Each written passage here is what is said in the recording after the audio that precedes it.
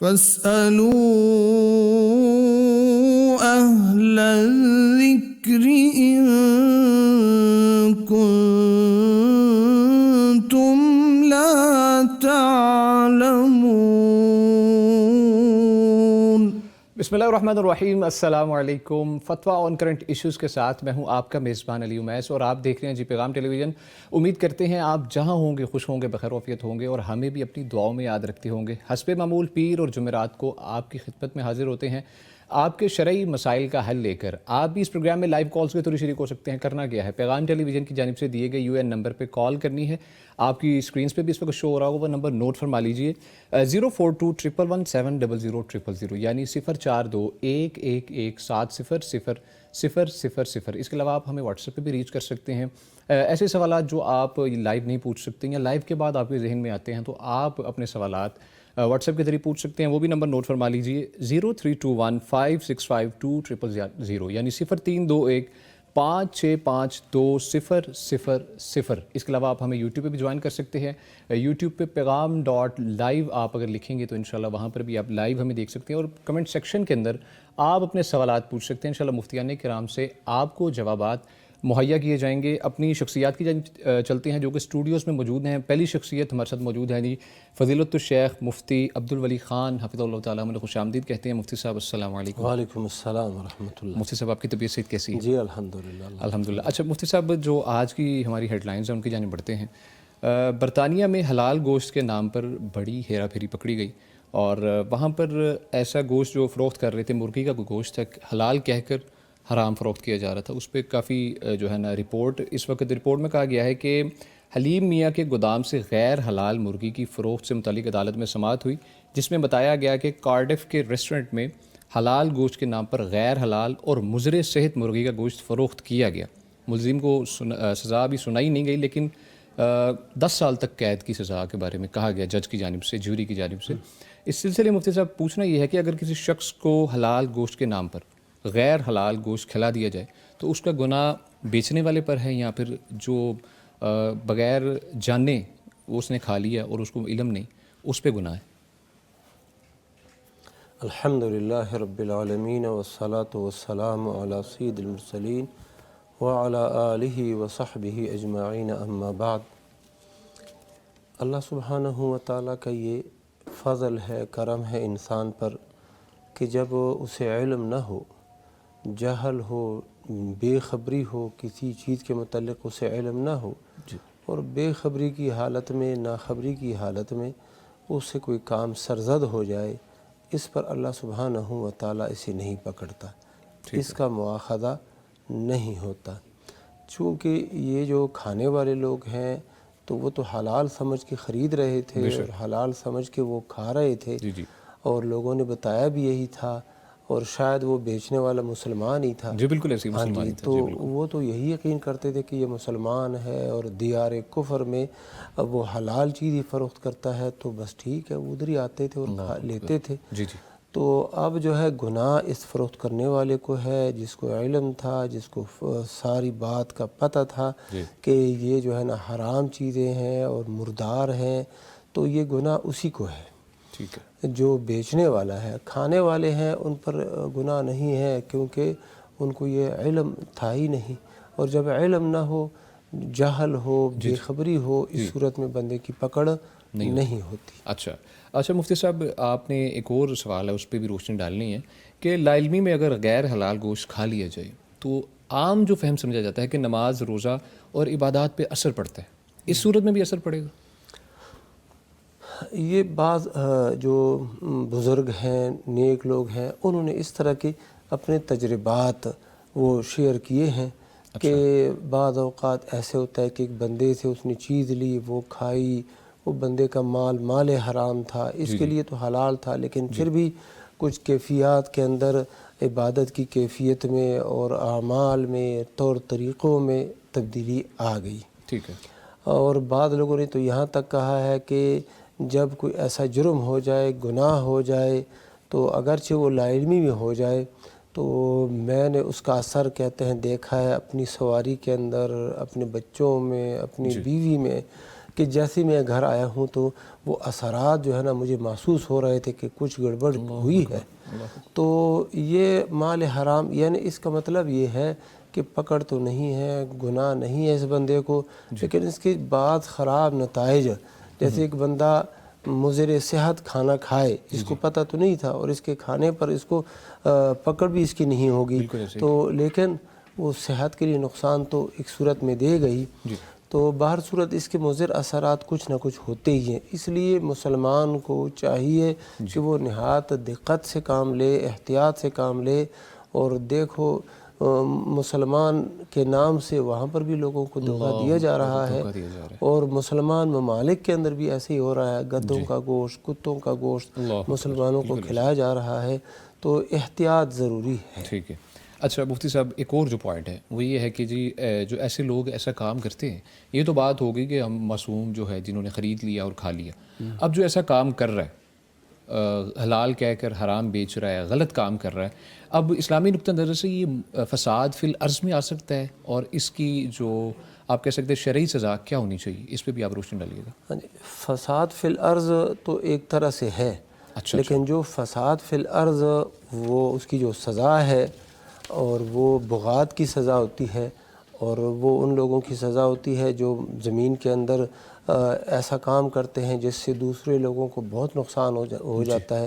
جیسے کہ قتل و غارت کرتے ہیں، ڈاکے ڈالتے ہیں، لوگوں کا مال لوٹتے ہیں، اور اسی طرح یا پھر وہ یہ کرتے ہیں کہ نشہ اور اشیاء کو فروخت کرتے ہیں، اللہ کی زمین میں فساد اس طریقے سے ڈالتے ہیں. وہ تو ہے، لیکن اس کو اس فساد فی الارض میں لانا ذرا مشکل ہے. البتہ یہ جرم ہے، اور اسی جرم کی سزا جو ہے نا قاضی وقت، اور جب مسلمانوں کی حکومت ہو تو اس کو اب ثوابدید کے مطابق، قاضی کے ثوابدید کے مطابق سخت سزا ہونی چاہیے. باقی یہ وہاں پہ ہے، اور وہاں پر جو قانون ہے اس کے مطابق جو سزا یہ دیں گے وہ ٹھیک ہے. بہت شکریہ مفتی صاحب. ناظرین، ہمارے ساتھ جو دوسری شخصیت موجود ہیں اسٹوڈیوز میں، فضیلت الشیخ مفتی محمد نعمان فاروقی حفظہ اللہ، ہم خوش آمدید کہتے ہیں. مفتی صاحب السلام علیکم. وعلیکم السلام ورحمۃ اللہ. مفتی صاحب، آپ کے مزاج کیسے ہیں؟ جی الحمدللہ، ہر قسم کی خیریت ہے. اللہ کا شکر. چلیں جی، بہت شکریہ مفتی صاحب. مفتی صاحب، جو سیکنڈ ہیڈ لائن ہے اس کی جانب بڑھتے ہیں.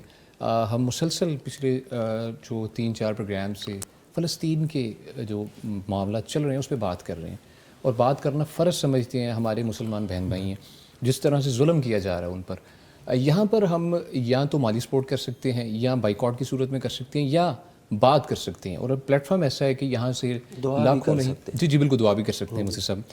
یہ پلیٹ فارم ایسا ہے کہ یہاں سے ہم لاکھوں نہیں کروڑوں لوگ تک ہماری آواز سنی جاتی ہے اور امپیکٹ کریٹ کرتی ہے. اور اگر ہم بات نہیں کریں گے تو یہ ناانصافی کسی نہ کسی حد تک ہو جائے گی. اسی سلسلے میں مفتی صاحب، جو آج پوچھا ہے سوال، جو کہ آپ سے روشنی ڈالنی ہے آپ نے، فرمائیے گا کہ کیا فلسطین میں جاری ظلم و ستم کو قیامت کی نشانیاں جو ہیں ان میں شمار کیا جا سکتا ہے یا نہیں؟ ان الحمد للہ والصلاۃ والسلام علی رسول اللہ. نبی کریم صلی اللہ علیہ وسلم نے پیش گوئی فرمائی ہے، اور بخاری شریف کی حدیث ہے، جس میں لا تقاتلن الیہود، کہ تم یہود سے ضرور قتال کرو گے. یہ ایک بڑی جنگ کی طرف اشارہ ہے. اور پھر اس میں نبی صلی اللہ علیہ وسلم نے یہ بھی فرمایا کہ ایسا ہوگا کہ یہودی جو ہے نا درخت اور پتھر کے پیچھے چھپیں گے. اچھا ٹھیک ہے. اور درخت اور پتھر بول کے بتائیں گے یا مسلمو ھذا یہودی فاقتلہ، اے مسلمان یہ یہودی میرے پیچھے چھپا ہے، اسے قتل کر. تو نبی صلی اللہ علیہ وسلم نے فرمایا غرقد کا درخت جو ہے نا وہ نہیں بتائے گا. کون سا درخت؟ غرقد. اچھا غرقد. جی غرقد کا درخت ہے. یہ جیسے ہمارے ہاں ہوتا ہے نا بن کا درخت، اس شیپ کا ہے. ٹھیک ہے. اور یہ ادھر وہ کافی تعداد میں لگا بھی رہے ہیں، لگوائے بھی ہیں اسرائیلیوں نے، یہود نے لگائے بھی ہیں نبی کریم صلی اللہ علیہ وسلم کی اس پیش گوئی کے مطابق کہ آپ نے فرمایا فَإِنَّهَا مِن شَجَرِ الْيَهُودِ. تو اس حدیث مبارکہ سے ایک تو پیش گوئی یہ پتہ چلتی ہے کہ مسلمان یہود سے برسر پیکار ہوں گے. یعنی یہ حدیث کے لفظ بتاتے ہیں کہ تم یہود سے لڑو گے، یعنی اس کا مطلب ہے قتال کا اقدام ہماری طرف سے ہوگا. تو اس کو جو نبی کریم صلی اللہ علیہ وسلم کی اس پیش گوئی میں دیکھیں تو ایسا نظر تو نہیں آتا کہ یہ وہی ہو، لیکن اس کی شروعات ہم کہہ سکتے ہیں، کیونکہ ایک شعور آنا بھی ایک بہت بڑی بات ہوتی ہے. بالکل. یعنی کسی ایریے میں، کسی علاقے میں اپنے حقوق کے لیے اپنے مال، اسباب، جان اور ذرائع وہ سارے قربان کرنا، اس کا مطلب ہوتا ہے یہ قربانیاں جو ہے نا بالآخر رنگ لاتی ہیں، قربانیوں کو جنم دیتی ہیں۔ یعنی آپ دیکھیے کہ جن لوگوں نے پاکستان کے لیے قربانیاں دیں، جن لوگوں نے کشمیر کے لیے، جن لوگوں نے فلسطین کے لیے، تو وہ ظاہر ہے رنگ تو لاتی ہیں نا کسی نہ کسی صورت میں، اور شعور بڑھتا ہے۔ وہ کہتے ہیں نا کہ جس سد سے کوئی مقتل کو گیا، جس دھج سے کوئی مقتل کو گیا، وہ شان سلامت رہتی ہے۔ یہ جان تو آنی جانی ہے، اس جان کی کوئی پرواہ نہیں۔ تو حقیقت یہ ہے کہ وہ ان علاقوں میں ضرور وہ آزادی کی اور غلبے کی وہ ایک بشارت ہوتی ہے۔ تو چلیں ابھی بالکل وہ تو نہیں ہم کہہ سکتے، لیکن اس کا آغاز ضرور ہو چکا ہے۔ بہرحال اس میں اتنا ہے کہ نبی کریم صلی اللہ علیہ وسلم کے ارشادات کے مطابق یا اسلامی جو تعلیمات ہیں ان کے مطابق وہی جنگ کارگر ہو سکتی ہے جس میں نبی کریم صلی اللہ علیہ وسلم کے طریقے کو بھی سامنے رکھا جائے، آپ کے منہج کو۔ دیکھیے جب ہاتھ روکنے کا حکم تھا تو نبی کریم صلی اللہ علیہ وسلم نے 13 سالہ مکی دور کے اندر ہاتھ نہیں اٹھایا۔ بالکل ایسے ہی۔ تو اب بھی مسلمانوں کے کئی علاقے ایسے ہیں جیسے مکی دور سے مشابہ ہوں، وہاں پہ مسلمان ان کے دباؤ میں ہیں اور مسلمان ان کے چنگل میں ہیں۔ تو اب اگر یہ پوری صورتحال دیکھ کے پھر اقدام کیا جائے اور پوری خاطر جمع کر کے اور مسلمان ممالک کو ساتھ لے کے کوئی ایسا فروٹفل جو ہے نا نتیجہ خیز وہ اقدام کیا جائے تو انشاءاللہ اللہ تعالیٰ کی نصرت ساتھ ہوگی۔ اس پہ یہ ہے کہ دیکھیے کہ نبی کریم صلی اللہ علیہ وسلم بدر میں تشریف لے گئے تو اللہ تعالیٰ نے فرمایا وَلَقَدْ نَصَرَكُمُ اللَّهُ بِبَدْرٍ وَأَنْتُمْ أَذِلَّةٌ، کہ تمہاری حالت جو ہے نا کمزور تھی لیکن اللہ تعالیٰ نے بدر میں تمہاری مدد کی۔ مدد مدینہ میں بھی ہو رہی تھی لیکن یہ جو خاص مدد ہے یہ بدر میں کی، یہ بتانے کے لیے کہ جب ہم نبی کریم صلی اللہ علیہ وسلم کے طریقے کے مطابق چلیں گے تو ہمیں اللہ تعالیٰ فتوحات اور غلبہ اور نصرت یہ دے گا۔ تو جہاں تک تعلق ہے کہ یہ پیشگوئی میں آتا ہے کہ نہیں، تو میں عرض کر چکا وہ اس طریقے سے آئے گا جب ہم نبی کریم صلی اللہ علیہ وسلم کے طریقے کے مطابق آپ کے جو ارشادات ہیں اس کے مطابق کریں گے۔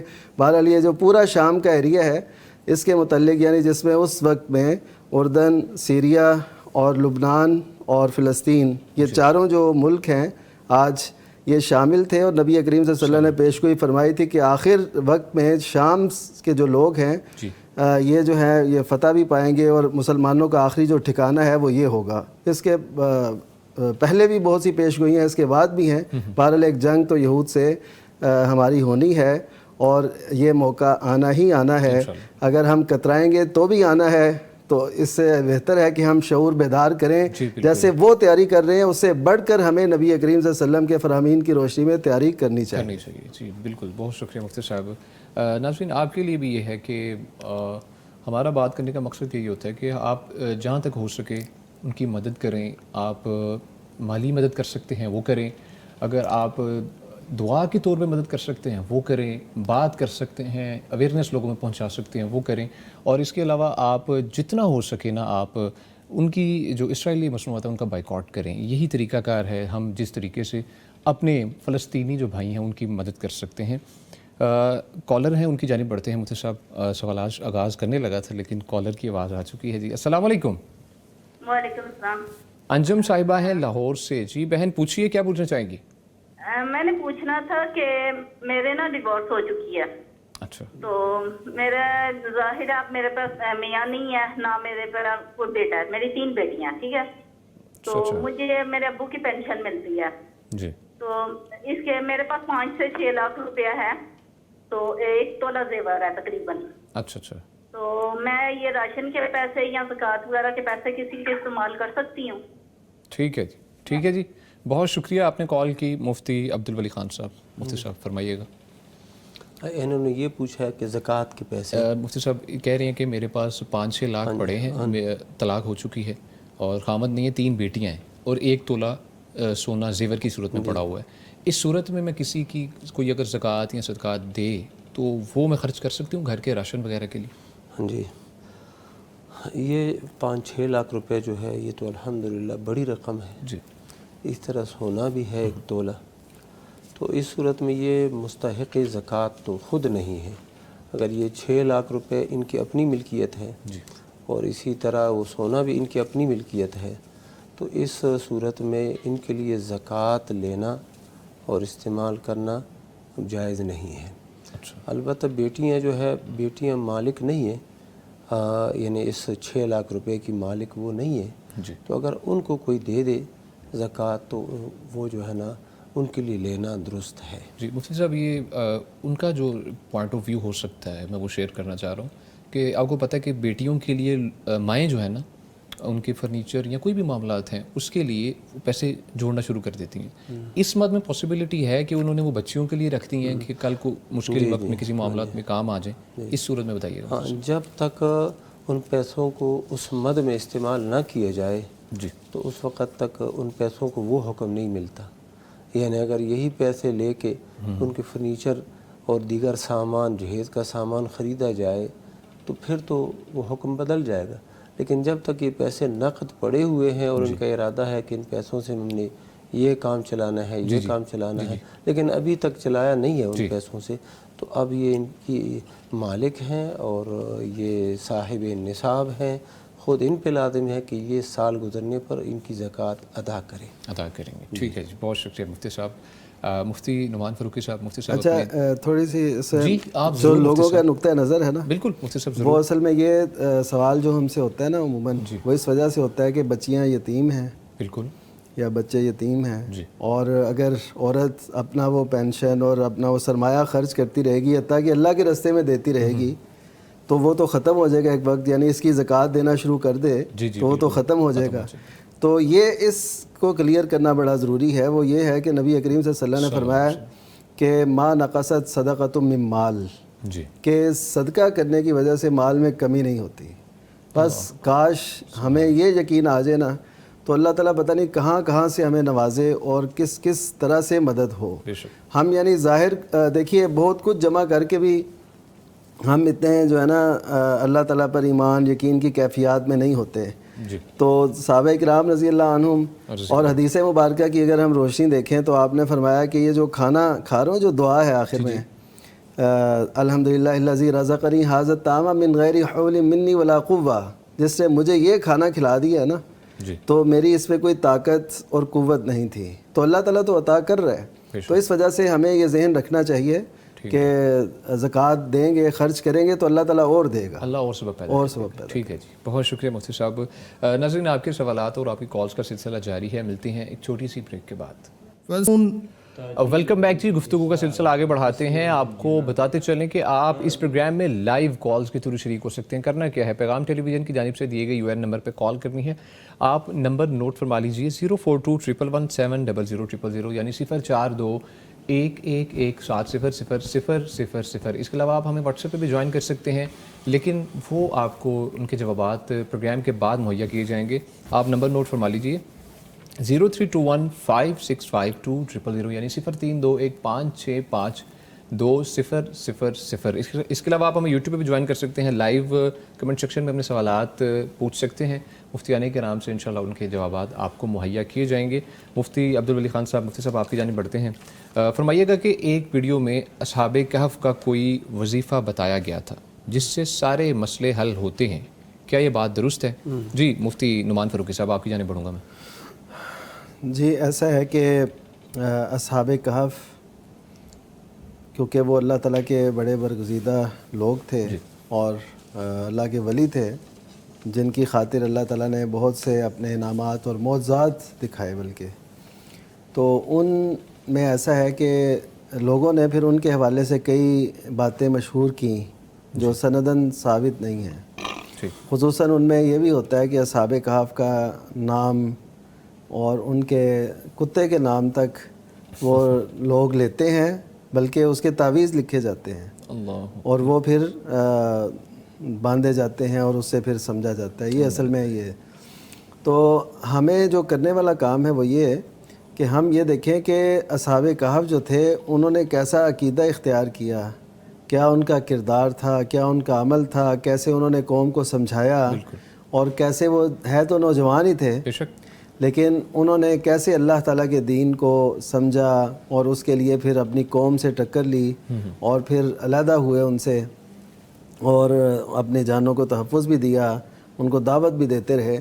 تو اصل تو یہ بات ہے کہ اپنے ایمان کو اس قدر مضبوط کریں، اور آپ اندازہ کیجئے کہ نبی صلی اللہ علیہ وسلم نے جو دجال کے مقابلے کے لیے سورہ کہف کی ابتدائی آیات جو بیان کی، تو اس میں دیکھیے کہ اصحاب کہف کا تذکرہ ان آیات میں شروع ہو جاتا ہے۔ تو اس کا مطلب ہے کہ ہمارے پاس ایسا ایمان ہو تو ہم فتنہ دجال سے محفوظ ہو سکتے ہیں۔ تو یہ اصل میں چیزیں سوچنے والی ہیں، لیکن ہمیں نا کسی اور طرف ہی لگا دیا گیا، اور اس وجہ سے ہمارا ذہن یہ بن چکا ہے کہ ہم نے بس جو بھی کام کوئی ایسا ہمیں ملتا ہے نا، تو اس پہ کوئی ایسی بات گھڑ کے، کوئی اسرائیلیات سے لے کے، کوئی کہاں سے لے کے، تو ہم وہ کر دیتے ہیں، حالانکہ اس کا حقیقت سے کوئی تعلق نہیں ہے۔ ایسی کوئی بھی روایت ثابت نہیں ہے جس پہ یہ ہو کہ اصحاب کہف یہ پڑھتے تھے۔ ہاں، جو قرآن مجید میں بتایا گیا وہ ربنا آتنا من لدنک رحمہ وہیئ لنا من امرنا رشدا، اچھا، یہ اتنی پیاری دعا ہے، یہ ہر ایک کو مانگنی چاہیے، یہ کوئی چھپی بات نہیں ہے، یہ قرآن مجید میں ہے۔ اے اللہ ہمیں اپنی طرف سے رحمت نصیب فرما، اور ہمیں اپنی طرف سے خصوصی رحمت، اور پھر ساتھ کوئی رہنمائی ہمارے لیے جہاں ہم ہدایت تک پہنچ سکیں، یہ ہمیں ضرور نصیب فرما۔ ٹھیک ہے جی، بہت شکریہ مفتی صاحب، کالر کی جانب بڑھتے ہیں جی۔ السلام علیکم۔ محمد نعیم اسلم صاحب ہیں صاحبال سے، کیسے ہیں جی آپ؟ الحمدللہ سر، آپ الحمدللہ جی، اللہ کا شکر۔ پوچھیے کیا پوچھنا چاہیں گے مفتی صاحب سے؟ میں نے کہا سر میری والدہ نے نا حج کے لیے جانا تھا جی، یعنی پروسیس ہمارا یہ ہے کہ اس سال نہیں اگلے سال ہم بھیجیں، تو ہمارا ایک ساتھ بڑھ رہا ہے جس میں میرے چاچو کا بیٹا اور ان کی بہو ہے ساتھ، یعنی دونوں میاں بیوی ہیں۔ ٹھیک ہے، کیا میری والدہ کا ان کے ساتھ جانا مناسب ہے یا نہیں ہے؟ ٹھیک ہے، ٹھیک ہے جی۔ محمد نعیم اسلم صاحب بہت شکریہ آپ نے کال کی۔ مفتی عبدالولی خان صاحب اسے سے فرمائیے گا۔ مفتی صاحب سوال یہ ہے کہ والدہ جانا چاہ رہی ہیں حج پہ، پروسیس میں آن پروسیس ہے، انشاءاللہ نیکسٹ جو اس سال تو نہیں حج کریں گے، نیکسٹ سال کریں گے، تو ان کے جو چچا زاد بھائی ہیں اور ان کی وائف وہ جا رہی ہیں، تو ان کی والدہ کیا جا سکتی ہیں حج پہ ان کے ساتھ؟ یہ مسئلہ نا بار بار پیش آتا ہے۔ جی بالکل۔ تو ہمارے جمہور اہل علم وہ تو یہی کہتے ہیں کہ حج کے لیے عورت کے لیے محرم ضروری ہے۔ حج ہے یا عمرہ ہے تو اس کے لیے جب عورت جائے گی تو ضروری ہے کہ اس کے ساتھ اس کا محرم ہو، بیٹا ہو، باپ ہو، بھائی ہو یا خاوند ہو۔ یہ جمہور اہل علم کا قول ہے، لیکن بعض محققین قدیم اور جدید انہوں نے یہ کہا ہے کہ جب راستہ پر امن ہو اور قافلہ بھی امن والے ہوں، ان کے ساتھ اپنے قریبی لوگ ہوں، خواتین ہوں قابل اعتماد، تو پھر اس صورت میں عورت جا سکتی ہے حج کے لیے بھی اور عمرے کے لیے بھی۔ تو یہ جو انہوں نے صورتحال بتائی تو اس میں تو ایک اعتماد والی کیفیت ہے، اعتماد والی صورت ہے۔ تو اس صورت میں امام شافعی رحمہ اللہ کے فتوے کے مطابق، حسن بصری رحمہ اللہ کے فتوے کے مطابق ان کا جانا درست ہے۔ ٹھیک ہے جی، بہت شکریہ مفتی صاحب، کالر کی جانب بڑھتے ہیں جی۔ السلام علیکم۔ وعلیکم السلام۔ سمرہ شہزادی صاحبہ ہیں مانسہرہ سے، پوچھیے کیا پوچھنا چاہیں گی؟ جی میرا یہ سوال ہے نا، اگر انگوٹھی ڈالنے سے نماز ہو جاتی ہے، اور میرا دوسرا سوال بھی ہے۔ جی جی پوچھیے۔ شادیوں وغیرہ میں جو جاتے ہیں پیسے جو دیتے ہیں، یہ دینا جائز ہے کہ نہیں؟ اچھا جی، ٹھیک ہے جی، بہت شکریہ آپ نے کال کی۔ مفتی نعمان فاروقی صاحب، مفتی صاحب فرمائیے گا۔ جی، انگوٹھی پہن کے نماز تو پڑھی جا سکتی ہے، بس یہ ہے اس پہ کہ جب آپ نے وضو کرنا ہے تو اس کو ذرا ہلا لیں تاکہ اس کے نیچے پانی اچھی طرح چلا جائے، ٹھیک ہے، تاکہ وضو ہمارا مکمل ہو جائے۔ اور اسی طرح دوسرا جو سوال ہے شادیوں میں پیسے دینے کے حوالے سے، تو شادیوں میں پیسے دینا یہ ایک اچھی بات ہے اور تعاون کرنا چاہیے۔ ظاہر ہے ان کے اخراجات ہوتے ہیں، جو بھی ہوں ان کے مختلف اخراجات ہوتے ہیں، اور مل جل کے ایک تعاون کرنا، اور سب کو پتہ ہوتا ہے، سب آ رہے ہوتے ہیں۔ لیکن اس میں جو قابل غور چیز ہے وہ یہ کہ آپ اس طرح نہ تعاون کریں کہ ہم پھر جب ہمارا موقع آئے گا یہ بھی ہمیں دیں گے، ٹھیک ہے، اور باقاعدہ پھر اس کو ریٹرن میں لانا، پھر اس کو یاد رکھنا، پھر اگر کوئی کم دے اس سے تو کہنا کہ نہیں یہ تو ہمیں اس کی ضرورت نہیں، آپ رکھیں۔ تو ایسی صورتحال بالکل نہیں ہونی چاہیے دینے کے وقت، کیونکہ یہ آپ ایک نیکی کر رہے ہیں۔ اور میں یہ ضرور کہوں گا کہ جو بھی آپ اپنی جیب سے خرچ کرتے ہیں، چاہے وہ آپ کسی بھی موقع پہ کر رہے ہوں، آپ کے پیچھے ایک نیت ہونی چاہیے، ایک نقطہ نظر ہونا چاہیے کہ آپ کس لیے خرچ کر رہے ہیں۔ تاکہ اس کا آپ کو ثواب ملے. تو یہ جب آپ ثواب کی نیت رکھیں گے تو آپ کے دوسرے جو ہے نا کہ مجھے زیادہ ملے گا جب میرا موقع آئے گا, پھر لوگ ناراض ہو جاتے ہیں. ہاں بالکل, کہ دیکھیں جی ہم نے اتنے دیے تھے اور انہوں نے اتنے, یا اس نے دیے ہی نہیں ہیں. بالکل ایسی وہ گیٹ کے پاس اسی لیے بیٹھتے ہیں نا, شادی باہر والے دروازے کے پاس اس لیے بیٹھتے ہیں تاکہ وہ جو کوئی بھی جا رہا ہے نا وہ دیکھے اور یہ شرم محسوس کرتے ہوئے دے کے جائے.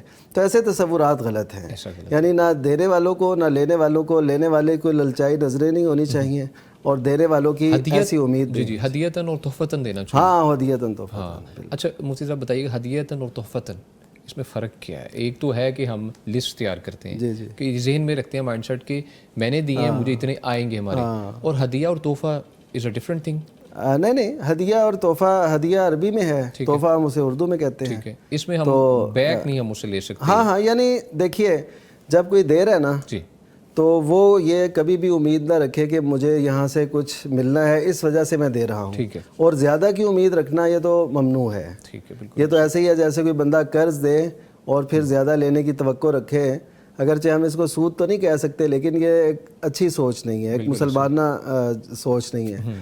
اچھا اس کے بعد پھر یہ ہے کہ جس کو دیے گئے ہیں اس کے ذہن میں اپنے طور پہ یہ ہو یار اس نے فلاں موقع پہ ہمارے ساتھ تعاون کیا تھا, ہمارا بھی حق بنتا ہے ہم تعاون کریں. تو یعنی یہ دونوں طرف سے ہو, ادھر سے کوئی ایسی طمع ہرس نہ ہو اور ادھر سے کوئی مطالبہ یا ایسی کوئی چیز نہ ہو. ہاں بالکل, اللہ کی رضا کے لیے دیں, دونوں سے گنجائش ہے اس حساب سے. اور قرآن مجید کا جو اصول ہے حل جزاء الاحسان الا الاحسان, کہ احسان کا بدلہ احسان ہی سے دیا جائے. نبی کریم صلی اللہ علیہ وسلم کا طرز عمل دیکھیں تو جس نے بھی آپ کو کوئی تحفہ دیا تو آپ نے اس کو ریٹرن کیا, اس کو اچھے طریقے سے لٹایا, اس کا بہترین بدلہ دیا.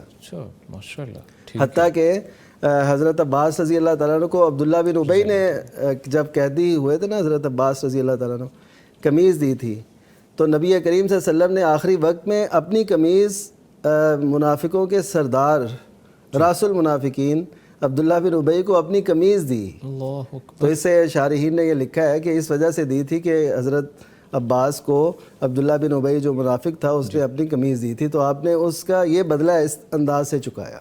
تو یہ ہمارے اندر سوچ ضرور ہونی چاہیے. بے شک. بہت شکریہ مفتی صاحب, مفتی عبدالعلی خان صاحب. مفتی صاحب دوسرا سوال پوچھا گیا ہے کہ ہم اللہ کو اس کی صفات کا واسطہ دے کر دعا مانگ سکتے ہیں؟ سبحان اللہ, یہ دعا میں یہ چیز بہت ضروری ہے, اور اللہ سبحانہ و تعالیٰ نے قرآن مجید کے اندر یہ فرما دیا ہے وَلِلَّهِ الْأَسْمَاءُ الْحُسْنَى فَادْعُوهُ بِهَا, اللہ ہی کے لیے سب سے اچھے نام ہے, لہٰذا تم اللہ کو پکارو, اللہ سے دعا مانگو, بِهَا ان ناموں کے ذریعے سے. تو اللہ تعالیٰ کی جو صفات ہیں, رحمان ہے, رحیم ہے, غفور ہے, کریم ہے, تو ان صفات کو اللہ کے سامنے کہ یا اللہ تو رحیم ہے مجھ پہ رحم فرما, سبحان اللہ, تو رزاق ہے میری روزی میں اضافہ فرما, تو غفور ہے میرے گناہوں کو بخش دے. یہ تو ایک شرعی حکم ہے اور ہونا چاہیے. ٹھیک ہے جی, بہت شکریہ مفتی صاحب. مفتی نعمان فاروقی صاحب, مفتی صاحب پوچھا گیا ہے کہ قرآن زبانی نہ آتا ہو تو دیکھ کر نفل میں پڑھ سکتے ہیں؟ صورت کوئی بھی ہو سکتی ہے, موبائل کی بھی ہو سکتی ہے اور نسخے کی بھی ہو سکتی ہے. اس میں ایسا ہے کہ سب سے اہم بات یہ ہے کہ نفل پڑھنا کتنی اچھی بات ہے کہ یعنی اس دور میں بھی لوگ نفلوں کے متعلق پوچھیں, رمضان گزر گیا ہے پھر بھی نفلوں کے متعلق پوچھیں, یہ بہت خوش آئند ہے. دوسرا یہ ہے کہ جب بھی آپ نفل پڑھنا چاہتے ہیں, نفل میں اصل میں سب سے جو بنیادی بات ہے خصوصاً قیام اللیل میں وہ یہ ہے کہ جتنا لمبی قرات ہو اچھا ہے. ٹھیک ہے, تو جتنی لمبی قرات کر سکتے ہیں اس کے لیے ہمیں یاد کی طرف آنا چاہیے, حفظ کی طرف. ٹھیک ہے, کہ ہم زبانی ہم کلامی ہوتی ہے نا اللہ تعالیٰ سے, جیسے ہم آپس میں گفتگو کرتے ہیں نا, کوئی بھی دیکھ کے نہیں کرتا, تو اس کا مطلب ہے پہلے سے ساری تیاری ہوتی ہے اور سب کچھ. تو اسی وجہ سے اللہ تعالیٰ سے زبانی ہو تو وہ بہت اچھا ہے. اور یہ سیکھنا کوئی مشکل نہیں ہے, جتنا بندہ کوشش کرتا ہے, جستجو کرتا ہے, تو اللہ تعالیٰ یہ کر دیتے ہیں. اب تیسری صورت یہ ہے کہ اگر نہیں یاد ہوا تو کم از کم نفل کو لمبا کرنے کے لیے آپ قرآن مجید کا فائدہ لے سکتے ہیں, اس کو دیکھ کے کر سکتے ہیں. موبائل اگر کرنا ہے تو باقی پھر سارے وہ بند کریں تاکہ یہ نہ ہو آپ دیکھ رہے ہوں اور پھر کوئی اور چیزیں آپ کے سامنے آتی رہیں, نوٹیفیکیشن یا ایسی چیزیں, وہ پھر اس کی احتیاط پھر ضروری ہے. بالکل ایسے ہی. تو سیدہ عائشہ رضی اللہ تعالیٰ عنہ کے غلام ذکوان وہ حضرت عائشہ رضی اللہ تعالیٰ عنہ کو قیام کراتے تھے، وہ قرآن مجید دیکھ کے پڑھتے تھے اور پیچھے حضرت عائشہ قیام میں ان کے ساتھ سن رہی ہوتی تھی۔ اچھا ٹھیک ہے جی، بہت شکریہ مفتی صاحب۔ کالر کی جانب بڑھتے ہیں جی۔ السلام علیکم۔ وعلیکم السلام۔ محمد طیب صاحب ہیں گجرانوالہ سے، کیسے ہیں جی آپ؟ جی سر، جی اور ٹھیک، الحمدللہ، آپ سنائیں کیسی طبیعت ہے آپ کی؟ الحمدللہ، شکر۔ پوچھیے، کیا پوچھنا چاہیں گے؟ یہ پوچھنا تھا گناہوں سے بچنے کا وظیفہ۔ دوبارہ آپ سوال پوچھیے، آپ کی آواز میں ڈسٹورشن تھی، سن نہیں پائے۔ گناہوں سے بچنے کا وظیفہ۔ اچھا ٹھیک ہے جی، بہت شکریہ آپ نے کال کی۔ مفتی نعمان فاروقی صاحب، گناہوں سے بچنے کا وظیفہ۔ جی، گناہوں سے بچنے کا اہم وظیفہ تو یہ ہے کہ سب سے پہلے عربی کا ایک مقولہ ہے، وہ میں عرض کروں گا کہ اذا عرفت الامر سہلت لک الاوامر، کہ جب آپ حکم دینے والے کو پہچان لیتے ہیں تو آپ کے لیے معاملہ کوئی بھی کام کرنا آسان ہو جاتا ہے، یا اگر اس نے روکا ہے تو رکنا آسان ہو جاتا ہے۔ تو سب سے پہلے اللہ کی معرفت بہت ضروری ہے گناہوں سے بچنے کے لیے۔ ٹھیک ہے، تو جب تک اس کی معرفت نہیں نہ ہوگی، وہ ہمیں دیکھ رہا ہے، علم یعلم بان اللہ یرا، کیا یہ دیکھتے نہیں، جانتے نہیں کہ اللہ تعالیٰ دیکھ رہا ہے؟ تو یہ سب سے پہلے سمیع اور بصیر ہونا اس کا، کہ وہ سن بھی رہا ہے، دیکھ بھی رہا ہے، ہر جگہ وہ ہمارا نگران بھی ہے، ہمارا محافظ بھی ہے۔ تو یہ جتنا پکا ہوگا گناہ اتنا کم ہوگا۔ اسے ہی تقویٰ کہتے ہیں، اسے ہی اللہ تعالیٰ کی صفات کو جاننا، پہچاننا، اس کی معرفت حاصل کرنا، یہ ہمارے سمجھے تعلیمات کا حصہ ہونا چاہیے۔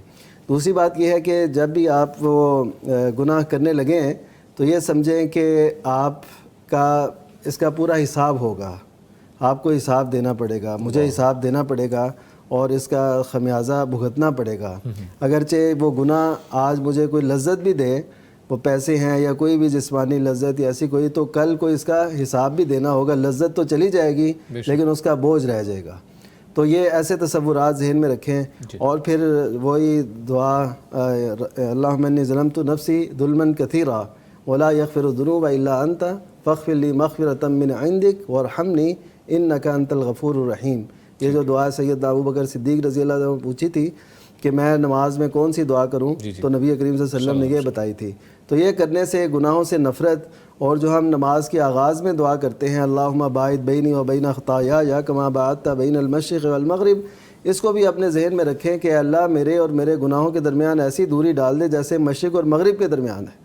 یعنی جیسے مشرق اور مغرب ایک نہیں ہو سکتے، میں بھی گناہوں کے ساتھ ایک نہ ہوں۔ اور سیدنا ابن مسعود رضی اللہ تعالیٰ عنہ کا جو قول ہے کہ مومن جب گناہ کرتا ہے تو اپنے آپ کو ایسے سمجھتا ہے جیسے پہاڑ کے نیچے بیٹھا ہے، ابھی وہ اس پہ گرا ہی گرا۔ تو ایسے تصورات کر کے ہم انشاءاللہ گناہوں سے اپنا دامن بچا سکتے ہیں۔ ٹھیک ہے جی، بہت شکریہ مفتی صاحب۔ مفتی عبدالولی خان صاحب، مفتی صاحب آپ کی جانب بڑھوں گا کہ کوئی ایسا ہے، کئی الفاظ جو ہیں، کئی لمبی دعائیں ہوتی ہیں وہ یاد نہیں ہوتی، بزرگ ہیں یا کوئی بھی ہیں، اس سلسلے میں کوئی شارٹ، کوئی چھوٹے الفاظ، کم لیکن الفاظ جامع ہوں جو ہم روٹین میں دہراتے رہیں اور گناہ سے ہم دور رہیں؟ یہ جو لا حول ولا قوت الا باللہ ہے نا، جی، یہ بڑی جامع دعا ہے۔ ٹھیک ہے، تو یہ نیکیوں کے متعلق بھی ہے اور گناہوں سے بچنے کے بارے میں بھی ہے۔ اچھا، نیکی کرنے کی قوت بھی اللہ ہی کی توفیق سے ہوتی ہے، بے شک، اور اسی طرح گناہوں سے بچنا یہ بھی اللہ ہی طاقت دیتا ہے، تو تبھی ہوتا ہے۔ تو یہ زیادہ پڑھتے جائیں انشاءاللہ۔ ٹھیک ہے جی، بہت شکریہ مفتی صاحب۔ ناظرین، آپ کی کالز اور سوالات کا انشاءاللہ سلسلہ جاری ہے اور انشاءاللہ اس کو دوبارہ کنٹینیو کریں گے، لیکن ایک چھوٹی سی بریک کے بعد۔ ویلکم بیک جی، گفتگو کا سلسلہ آگے بڑھاتے ہیں، لیکن آپ کو بتاتے چلیں کہ آپ اس پروگرام میں لائیو کالز کے تھرو شریک ہو سکتے ہیں۔ کرنا کیا ہے، پیغام ٹیلی ویژن کی جانب سے دیے گئے UN نمبر پہ کال کرنی ہے۔ وہ نمبر آپ نوٹ فرما لیجیے 0421170000، یعنی 0421170000۔ اس کے علاوہ آپ ہمیں واٹس ایپ پہ بھی جوائن کر سکتے ہیں، اپنے میسیجز بھیج سکتے ہیں، سوالات بھیج سکتے ہیں۔ نمبر نوٹ فرما لیجیے 0321565200، یعنی 0321565200۔ اس کے علاوہ آپ ہمیں یوٹیوب پہ بھی جوائن کر سکتے ہیں، اپنے سوالات کمنٹ سیکشن میں پوچھیے، مفتیان کرام سے انشاءاللہ ان کے جوابات آپ کو مہیا کیے جائیں گے۔ مفتی عبدالولی خان صاحب آپ کی جانب بڑھتے ہیں۔ مفتی صاحب، پوچھا گیا ہے کہ فوت ہونے کے بعد میت کو فوری غسل دیا جا سکتا ہے یا کتنا وقفہ ہونا چاہیے غسل میں اور فوت کی میں؟ جب کوئی شخص فوت ہو جاتا ہے تو تجہیز و تکفین اور تدفین میں جلدی کرنی چاہیے، ٹھیک ہے، اور اسے نا گھر میں نہیں رکھنا چاہیے۔ اللہ کے نبی صلی اللہ علیہ وسلم کا حکم ہے کہ اسرعوا بالجنازہ، اس میت کو، اس جنازے کو جلدی لے جاؤ، اگر خیر ہے یعنی یہ نیک ہے جی تو وہ نیکی کی طرف یہ تم اس کو بھیج رہے ہو، اور اگر یہ شر ہے یعنی کہ برا کردار والا آدمی تھا، برے کردار والا، تو اب جو ہے تم شر اپنے کندھوں سے اتار رہے ہو تو جلدی لے چلو۔ ٹھیک ہے ہاں ایک ہے کہ ایک جو بندہ اچانک فوت ہو جائے، کوئی بیماری نہیں تھی، اچانک فوت ہو جائے، تو اس کی موت کا یقین ہونا ضروری ہے کہ یہ اب فوت ہو چکا ہے، یقینی طور پر فوت ہو چکا ہے، ڈاکٹر نے کہہ دیا کہ یہ فوت ہو چکا ہے۔ اس کے بعد غسل اور تکفین اور تدفین ان چیزوں میں جلدی ہونی چاہیے، تاخیر نہیں ہونی چاہیے۔ ٹھیک ہے جی، بہت شکریہ مفتی صاحب۔ مفتی نعمان فاروقی صاحب آپ کی جانب پڑھیں گے۔ مفتی صاحب پوچھا گیا ہے کہ خارش کا علاج کسی نے یہ بتایا ہے کہ گوبر جلا کر راکھ بنا کر تیل میں مکس کر کے لگایا جائے، کیا یہ عمل درست ہے؟ جی جو بات ہے وہ یہ ہے کہ باہر استعمال کرنا ہے نا، وہ ظاہر ہے اس جسم میں تو نہیں جائے گا، جی وہ باہر ہی لگنا ہے، تو اس کی جس بھی شیپ میں راکھ بنا لی جائے، اور وہ راکھ ویسے بھی قدیم دور میں یہ علاج کے لیے استعمال ہوتی تھی۔ ٹھیک ہے، اس کی دلیل ہمارے پاس موجود ہے اور بڑی شاندار دلیل ہے۔ سیدنا محمد رسول اللہ صلی اللہ علیہ وسلم ہمارے پیارے پیغمبر جب زخمی ہوئے احد کے میدان میں، تو سیدہ فاطمہ رضی اللہ تعالیٰ عنہ آپ کی صاحبزادی، انہوں نے وہ چٹائی کی راکھ بنا کے جلا کے اس کو، تو وہ پھر آپ کے زخم میں لگائی۔ ٹھیک ہے، تو اس کا مطلب ہے راکھ قدیم دور سے طریقہ علاج چلا آ رہا ہے، تو اس میں اللہ تعالیٰ نے رکھی ہے کوئی، وہ کچھ اس پہ ہوں گے ایسے اثرات اور اسے فائدہ ہوتا ہوگا، مندمل ہوتے ہوں گے زخم، تو اسی طرح خارش کو بھی فائدہ دیتی ہے۔ تو گوبر کا جو سوال ہے وہ ظاہر ہے بار کے استعمال کے لیے کیا جا سکتا ہے، اس میں کوئی حرج جی سوال بھی غالباً اس لیے اٹھایا گیا، جی گوبر کی وجہ سے۔ ہاں ٹھیک ہے بالکل جی مفتی صاحب ہاں جی، آپ ہی یہ جو گوبر ہے نا، جی گائے اور بھینس اور حلال جانوروں کا جو گوبر ہے، جی جی یہ اس کے بارے میں جو راجح ہے اور درست قول ہے وہ یہی ہے کہ یہ نجس نہیں ہے۔ اچھا ٹھیک ہے، ایک بات ہو گئی، پھر دوسری بات یہ ہے کہ جب اس کو جلا دیا گیا تو جلانے کے بعد اس کی جو ماہیت اور حقیقت ہے اس کے اندر بھی تبدیلی آ گئی، بالکل تو اب تو بالاتفاق وہ نجس نہیں ہے۔ تو جب نجس نہیں ہے آپ اس کو لگا سکتے ہیں جسم، اور باقی تجربات ہوتے ہیں، اور جیسا کہ شیخ صاحب نے فرمایا من قدیم زمان یہ طریقہ چلا آ رہا ہے۔ ٹھیک ہے بالکل بہت شکریہ مفتی صاحب، یہ پوچھنے کے مقصد بھی یہی تھا کہ نجس نہیں ہے، جو آپ نے کلیئر کر دی ہے، بہت شکریہ مفتی صاحب۔ اگلے سوال کی جانب پڑھتے ہیں۔ پوچھا گیا ہے کہ گھر خالی ہو تو سلام کن الفاظ میں کیا جائے؟ عبداللہ ابن عمر رضی اللہ تعالیٰ عنہما سے روایت ہے، یہ الادب المفرد امام بخاری رحمہ اللہ کی جو کتاب ہے جی اس میں یہ ہے کہ جب آپ خالی گھر میں جائیں جہاں پر کوئی رہائش نہیں ہے تو آپ کہیں السلام علینا وعلی عباد اللہ الصالحین، جو نماز میں اتحیات کے اندر تشہد کے اندر جو الفاظ ہم بولتے ہیں وہی الفاظ خالی گھر میں داخل ہوں تو کہو السلام علینا وعلی عباد اللہ الصالحین۔ ٹھیک ہے، تو یہ بس ٹھیک ہے۔ ٹھیک ہے جی، بہت شکریہ مفتی صاحب۔ مفتی نعمان فاروقی صاحب، مفتی صاحب فرمائیے گا کہ اکثر مائیں اپنے بچوں کو پیار سے ایسے جملے کہتی ہیں کہ میں صدقے جاؤں، میں قربان جاؤں، کیا یہ کہنا جائز ہے؟ جی سوال کی جو بنیاد ہے وہ یہ ہے کہ کیا اللہ کے سوا کسی کے لیے ہم کہہ سکتے ہیں کہ میں قربان جاؤں یا فدا جاؤں یا ایسا کچھ؟ بالکل، تو یہ ظاہر ہے یہ پیار کی وجہ سے یہ اظہار ہوتا ہے۔ بے شک۔ اچھا نبی کریم صلی اللہ علیہ وسلم کے دور میں چلے جائیں تو نبی کریم صلی اللہ علیہ وسلم نے سیدنا سعد بن ابی وقاص رضی اللہ تعالیٰ عنہ جو آپ کے ننہال میں سے ماموں زاد لگتے تھے، جی تو ان کے متعلق نبی صلی اللہ علیہ وسلم نے فرمایا تھا ارمی فدا کا ابی و امی، کہ تم تیر برساؤ میرے ماں باپ تم پہ قربان۔ تو یعنی یہ ایک ایسا جملہ ہے، یہ ان کے لیے بہت بڑے فخر کی بھی بات تھی، اور وہ اس کا اظہار بھی کرتے تھے کہ نبی صلی اللہ علیہ وسلم نے میرے لیے ایسے کہا۔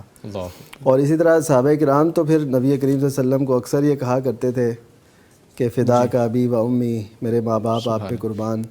تو اس کا مطلب یہ ہے کہ اس کا مطلب یہی لیا جاتا ہے کہ ایک پیار اور محبت کے اظہار کے لیے کیا جاتا ہے، اس کا یہ مطلب نہیں ہوتا کہ میں تمہارے لیے کوئی قربانی اپنی جان کی پیش کرنے لگے ہوں۔ تو یہ ایک اظہار محبت کے لیے ہے، تو کوئی بھی الفاظ ہوں تو ہم ان کو انہی کے معنی میں لیں گے جس میں وہ سمجھے جاتے ہیں۔ ٹھیک ہے، تو اس وجہ سے یہ کہنا اس میں کوئی حرج نہیں ہے۔ تو یہ کوشش کرنی چاہیے کہ بچوں سے اتنی محبت رکھی جائے جس کو بندہ برداشت بھی کر سکے، بعد میں، ٹھیک ہے، اور جس کے لیے مشکلات بھی نہ آئیں مشکلات بھی دونوں کے ٹھیک لیے۔ ہے جی میں بھی کچھ اضافہ کر دوں شیخ صاحب محترم کی تائید میں۔ جی یہ الفاظ کہنا درست ہے، بندہ یعنی کہ اپنے کوئی جو ہے جیسے نبی صلی اللہ علیہ وسلم تھے، ان کے لیے صحابہ کرام نے الفاظ استعمال کیے، اور وہ جس کے ساتھ آپ کو بہت زیادہ محبت ہو، والدین ہے، بیٹا ہے، بیٹی ہے، بیوی ہے، تو ان کے لیے بندہ استعمال کر سکتا ہے۔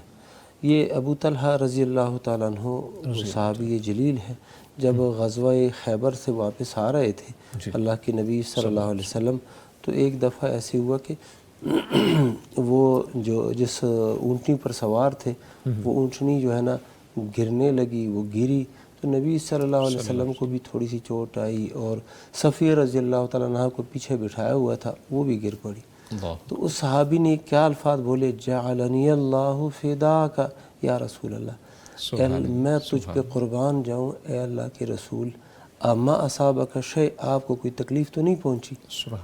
تو آپ صلی اللہ علیہ وسلم نے فرمایا کہ نہیں، مجھے کوئی تکلیف نہیں پہنچی، یہ عورت کا خیال رکھو۔ تو عورت پر یعنی صفیہ رضی اللہ تعالیٰ عنہ پر انہوں نے پھر کپڑا ڈال دیا۔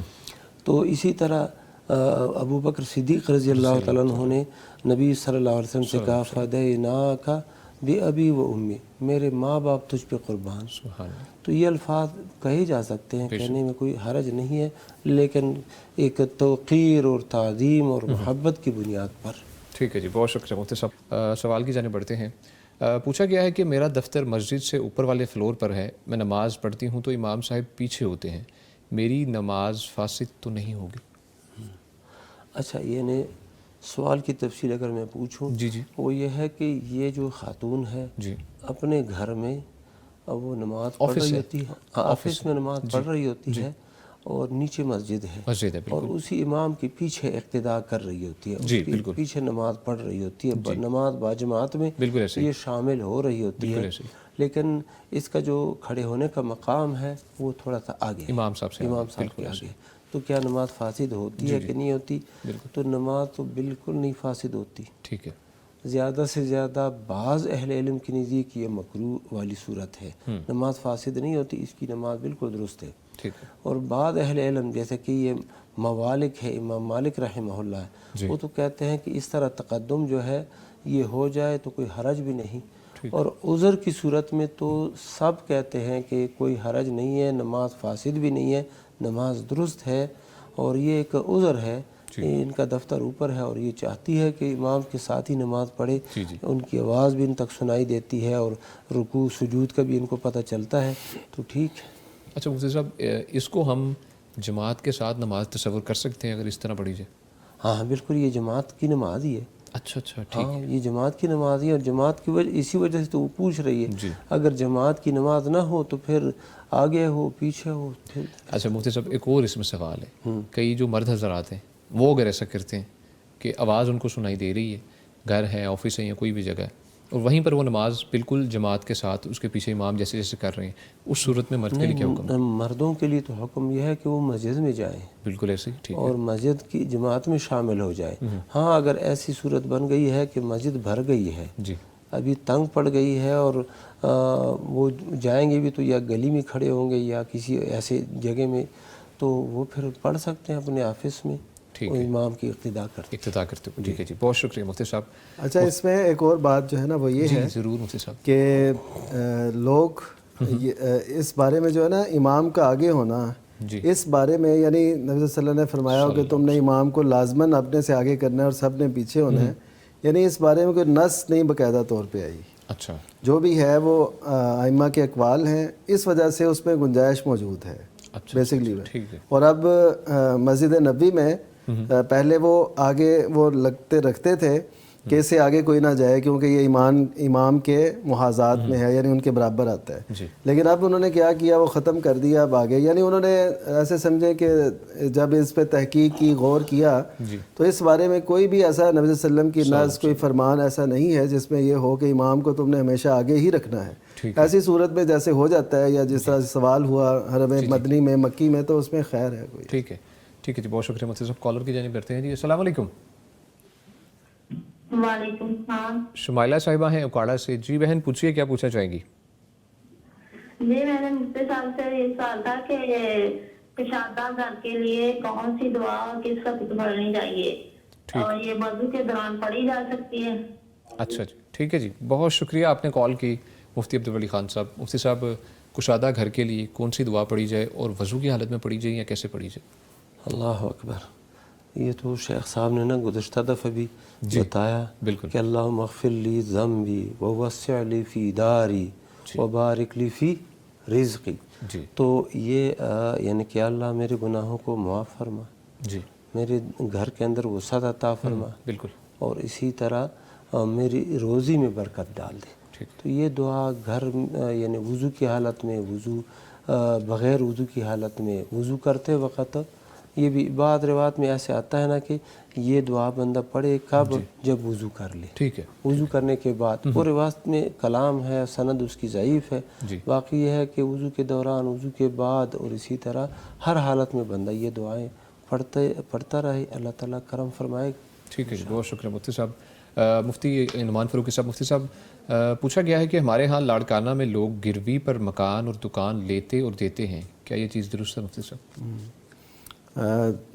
یہ سوال تو کئی دفعہ یہاں پہ بیان ہوا، گروی پہ لینا دینا یہ درست نہیں ہے۔ اچھا، نبی کریم صلی اللہ علیہ وسلم نے منع فرمایا کہ گروی رکھی ہوئی چیز سے فائدہ اٹھایا جائے۔ ٹھیک ہے، تو ظاہر ہے جو مکان گروی لے رہا ہے وہ اس سے فائدہ اٹھائے گا، ٹھیک ہے، تو فائدہ اٹھانا گروی رکھی ہوئی چیز سے یا لی ہوئی چیز سے وہ درست نہیں ہے۔ ہاں ایک اجازت نبی صلی اللہ علیہ وسلم نے دی ہے صلی اللہ علیہ وسلم، کہ کوئی سواری ہو تو اس پہ سواری کی جا سکتی ہے، اور وہ سواری وہ جو جانور تھی۔ اب مثلا کوئی بائک کسی کے پاس کھڑی کر دے، گاڑی کھڑی کر دے، تو اس کو تو ظاہر ہے اس نے نہ چارہ ڈالنا ہے نہ کچھ، تو اس کو نہیں استعمال کر سکتے۔ اچھا، اس کے علاوہ یعنی ہاں اس کا دودھ ہے جانور کا تو وہ بھی پیا جا سکتا ہے، ٹھیک ہے، کیونکہ اس کو چارہ بھی اس سے ڈالنا ہے، وہ تو چارے کے بغیر نہیں نہ چلے گا، تو اس کو ڈالنا پڑے گا۔ تو اس محنت کے عوض نبی صلی اللہ علیہ وسلم نے اجازت دی ہے گروی رکھی ہوئی چیز کے۔ اس کے علاوہ سے گروی رکھی ہوئی چیز سے فائدہ اٹھانا درست نہیں ہے، اگرچہ لاڑکانہ میں ہو، لاہور میں ہو، جہاں بھی ہو، دنیا کے کسی بھی خطے میں ہو، جو نبی کریم صلی اللہ علیہ وسلم نے منع فرما دی اسے نہیں ہونا چاہیے۔ مفتی صاحب آگے سے سوال یہ بھی اٹھایا جاتا ہے کہ اس وقت اگر وہ چارہ کھاتا تھا تو آج گاڑی تو پیٹرول کھاتی ہے، پیٹرول اس میں ڈلتا ہے، پیٹرول سے چلتی ہے، تو وہ اس سے موازنہ کرتے ہیں، کیا یہ درست ہے؟ وہ تو یہ ہے نا کہ وہ چارہ اس کو نہیں ڈال لیں گے وہ تو زندہ نہیں رہے گا کچھ دن یہ تو تک، کھڑی رہے گی تو یہ تو کھڑی رہے تو کچھ مسئلہ نہیں ہے اس کو، اپنا جب تک مقصد ہے تب تک تو ہم اس کو پیٹرول کے استعمال کر سکتے ہیں ڈال کے، لیکن اس کے بعد لیکن اس صورت میں ہی آپ نے بتایا، ہاں گروی رکھی چیز سے فائدہ، اللہ نہ کرے کوئی ایسا نقصان ہو جائے یا کچھ، تو ظاہر ہے وہ اس پہ آئے گا۔ وہی نا، وہ میں وہی بات کلیئر کرنا چاہ رہا ہوں کہ جو جانور ہے اسے تو ہم ڈیلی روٹین میں ڈالیں گے نا، وہ ہم سفر کریں یا نہ کریں، ہم نے تو ڈالنا ہی ڈالنا۔ ٹھیک ہے جی، بہت شکریہ مفتی صاحب۔ وضاحت کر دوں جی ضرور مفتی صاحب۔ نہیں، وہ یہی ہے کہ ایک ہے گروی رکھنا، رہن، عربی میں اس کو رہن کہتے ہیں۔ ٹھیک ہے، یہ چیز تو بذات خود جائز ہے ٹھیک ہے، کہ ایک بندے کو نا ضرورت ہے پیسوں کی، وہ آپ کے پاس آتا ہے اور کہتا ہے مجھے نا اتنے پیسے دے دو، ٹھیک ہے، مجھے ضرورت ہے، اچھا، آپ کہتے ہیں میں دے دیتا ہوں، یہ قرض کی ایک شکل ہے، تو قرض میں دے دیتا ہوں آپ کو، لیکن اعتماد کے لیے آپ مجھے کوئی چیز دے دیں، ٹھیک ہے، تو وہ آپ کو اعتماد کے لیے، سیکیورٹی کے لیے کہ کل یہ بندہ منکر نہ ہو جائے یا کل پیسے کیسے دے گا، بالکل، تو وہ کہہ رہے تھے یہ میری گاڑی ہے اپنے پاس کھڑی کر دو، ٹھیک ہے، موٹر سائیکل ہے، یا یہ گائے بھینس ہے، یا یہ گھر ہے، اس کو تم اپنے قبضے میں لے لو، ٹھیک ہے، ٹھیک ہے، اس نے اپنے قبضے میں لے لیا ہے، تو جب وہ شخص قرضہ واپس کرے گا تو یہ ان چیزوں کو بھی اس کو دے دے گا، گھر اس کے تسلیم کرے گا، اور یا گائے بھینس جو بھی اس نے لی ہے۔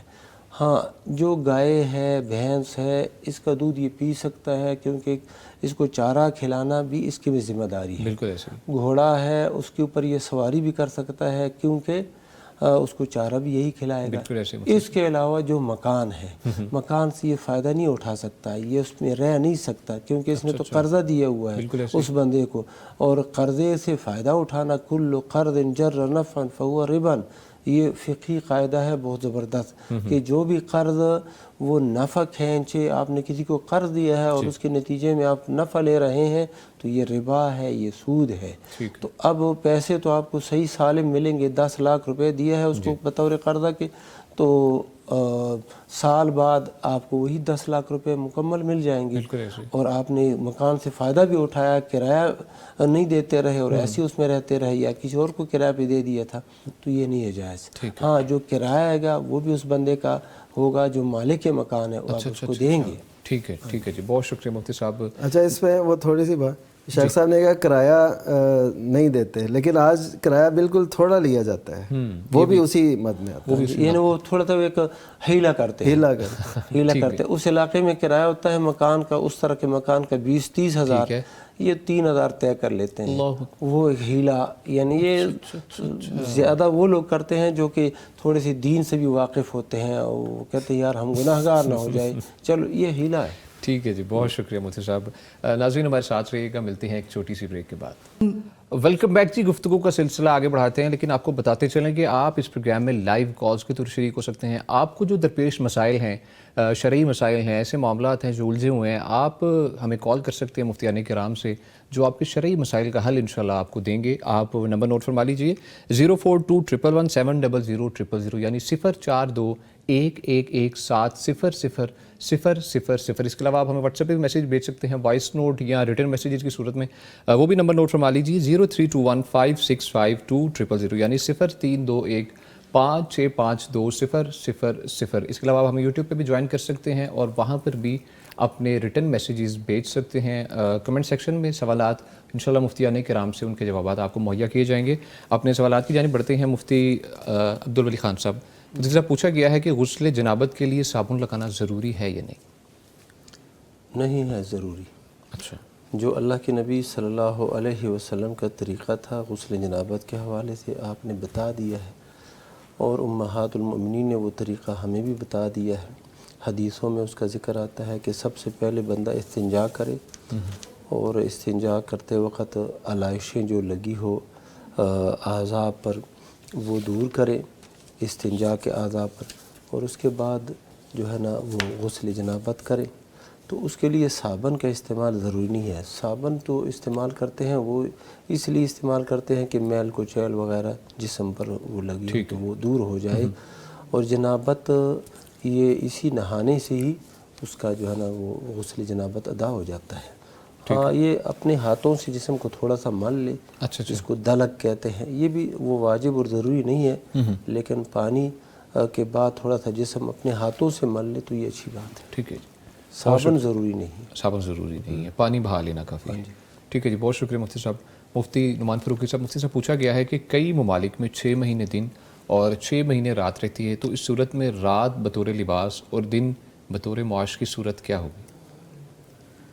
जी अल्लाह ताला ने जो फरमाया ना कि यानी अल्लाह ताला ने अपने इनामात जहाँ पे बयान किए कि हमने रात को लिबास बनाया, दिन को जो है माश के लिए बनाया है।